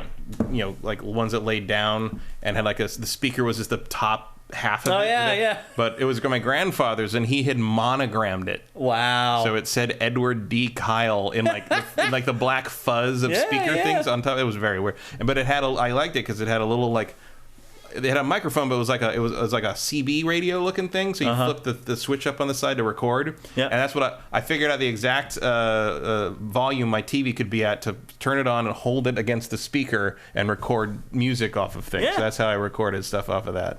Yeah, it was a different world, people. Yep. You guys take so much stuff for granted. Otherwise, you had to go buy the whole album, right? Because they put out one single per album, barely. So they're big. If you hits, could find the you single. could buy a 45 of it. Yeah. But if you liked any other song, you had to buy the whole album. It was a different world, and I'm glad I came up through it. Honestly, it gave me a perspective. Rigor Mortis, thank you for Twitch Prime, man. 20 months, that's awesome. Thank you.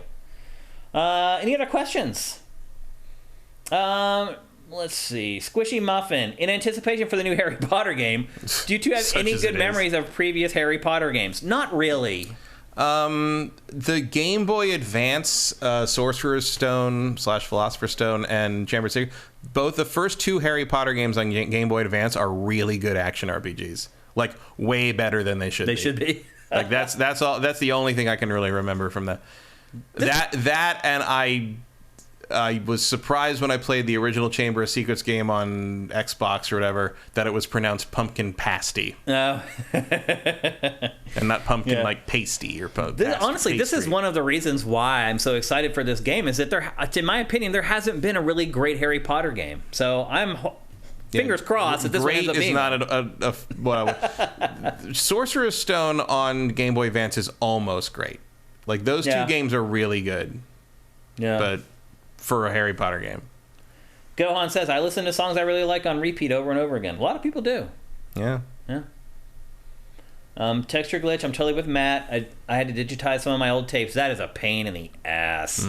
Digitizing music sucks. Like, I have 2,000 vinyl records, and I am in the market right now to finally buy a DJ controller, which is basically 2 CD DJ decks built in with a mixer. It's one unit, and it generally costs like $1,000 or whatever.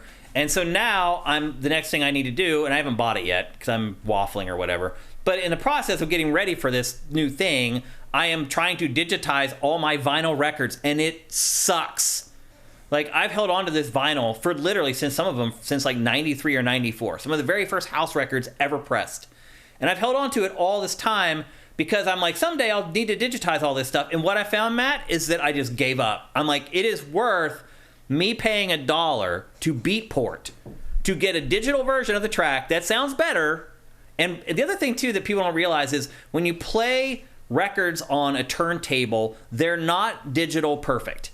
Like, even Technique 1200s, which are quartz driven, which are supposed to be exact, they're not. They will fluctuate the speed that they spin the records just a little bit. And if you're a DJ, that throws your mix out of whack, because what you're doing as a DJ, and you may not realize this, is you're getting both records to play at the same exact BPM, and you're letting the records beat together. Boom, boom, boom, boom, boom, and they're playing at the same time together. If one of those records starts playing a little fast or playing a little slow, the mix goes off, and you have what's called a train wreck, where the beats start going, ba-da-da-dum, ba-da-da-dum, ba-da-da-dum.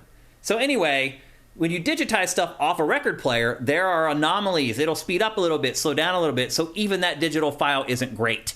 So it's better to just spend the $1, get the digital file straight off of their computer that it drives at exactly the BPM, and it's never going to go off. And like, I have all this vinyl now, and I'm like, why did I ever buy this stuff? So digitizing music is a huge pain in the ass, and I would argue just not worth it. Just spend $1 for a WAV file. It's not worth all the work. Okay, that's it. I think those are all the questions. We got through them all today, which is awesome. We'll be back on Tuesday in some way, shape, or form. I'm not 100% sure exactly what that's going to be yet. We may do like the last half of Keely's thing and then go into a normal episode of GameFace. We'll figure it out. Just make sure that you're here at 1 p.m. Pacific, 4 p.m. Eastern next Tuesday at twitch.tv/SiftedGames, and we'll have something for you. And I promise you, it should be good, because I have some big games to talk about, plus all the stuff from Gamescom. What else? Oh, go to our Patreon, patreon.com/sifted, if you want to support us. That's where we get all our money. So if you want GameFace to keep going, head on over there. You can pledge whatever you want, $1, a bajillion dollars a month, whatever you want. Every dollar makes a difference for us. Our Patreon's small, so we notice when people come and go. We're not like a big, gigantic one where you're just another cog in the machine or just another ant in the anthill. So we appreciate anything you can do there. That's awesome. If you don't have any money, totally get it. I've been there. You can help us out with Twitch Prime as well. If you're an Amazon Prime customer, you can give us a free $2.50 every month. And the instructions to do that are down below if you're watching us on YouTube. It's very easy. You have to hook it up, connect the accounts, and then every month you have to resubscribe. But it's easy to do. I probably make a bigger deal out of it than I should because it's not that difficult. As I've said in prior episodes, my mom, who's 70 years old, does it. So it's very simple. But that's a way to give us free money. And if you can't do any of that stuff, you can always just share our show. You can like our show on YouTube. You can leave comments on our show on YouTube. Any engagement makes a difference. You can review the show on any of the podcast services that we're on, and we're on all of them. There's a lot of stuff you can do to help us if you're into it, and that would be awesome. We'd really appreciate that. But that's it for GameFace 312. Matt, anything you want to add before we go? Are you excited for Gamescom at all? Not really. Yeah, me too. I'll see what they have to show. This year has beaten me down. Like, I'm just at this point, my expectations are just zero. I'm like, I'm not going to expect anything, and hopefully I'll be pleasantly surprised here and there. Welcome to my world. That's true. That is true. Always keep the expectations at zero. Yeah. But anyway, thanks to everybody who showed up. As usual, our chat was awesome.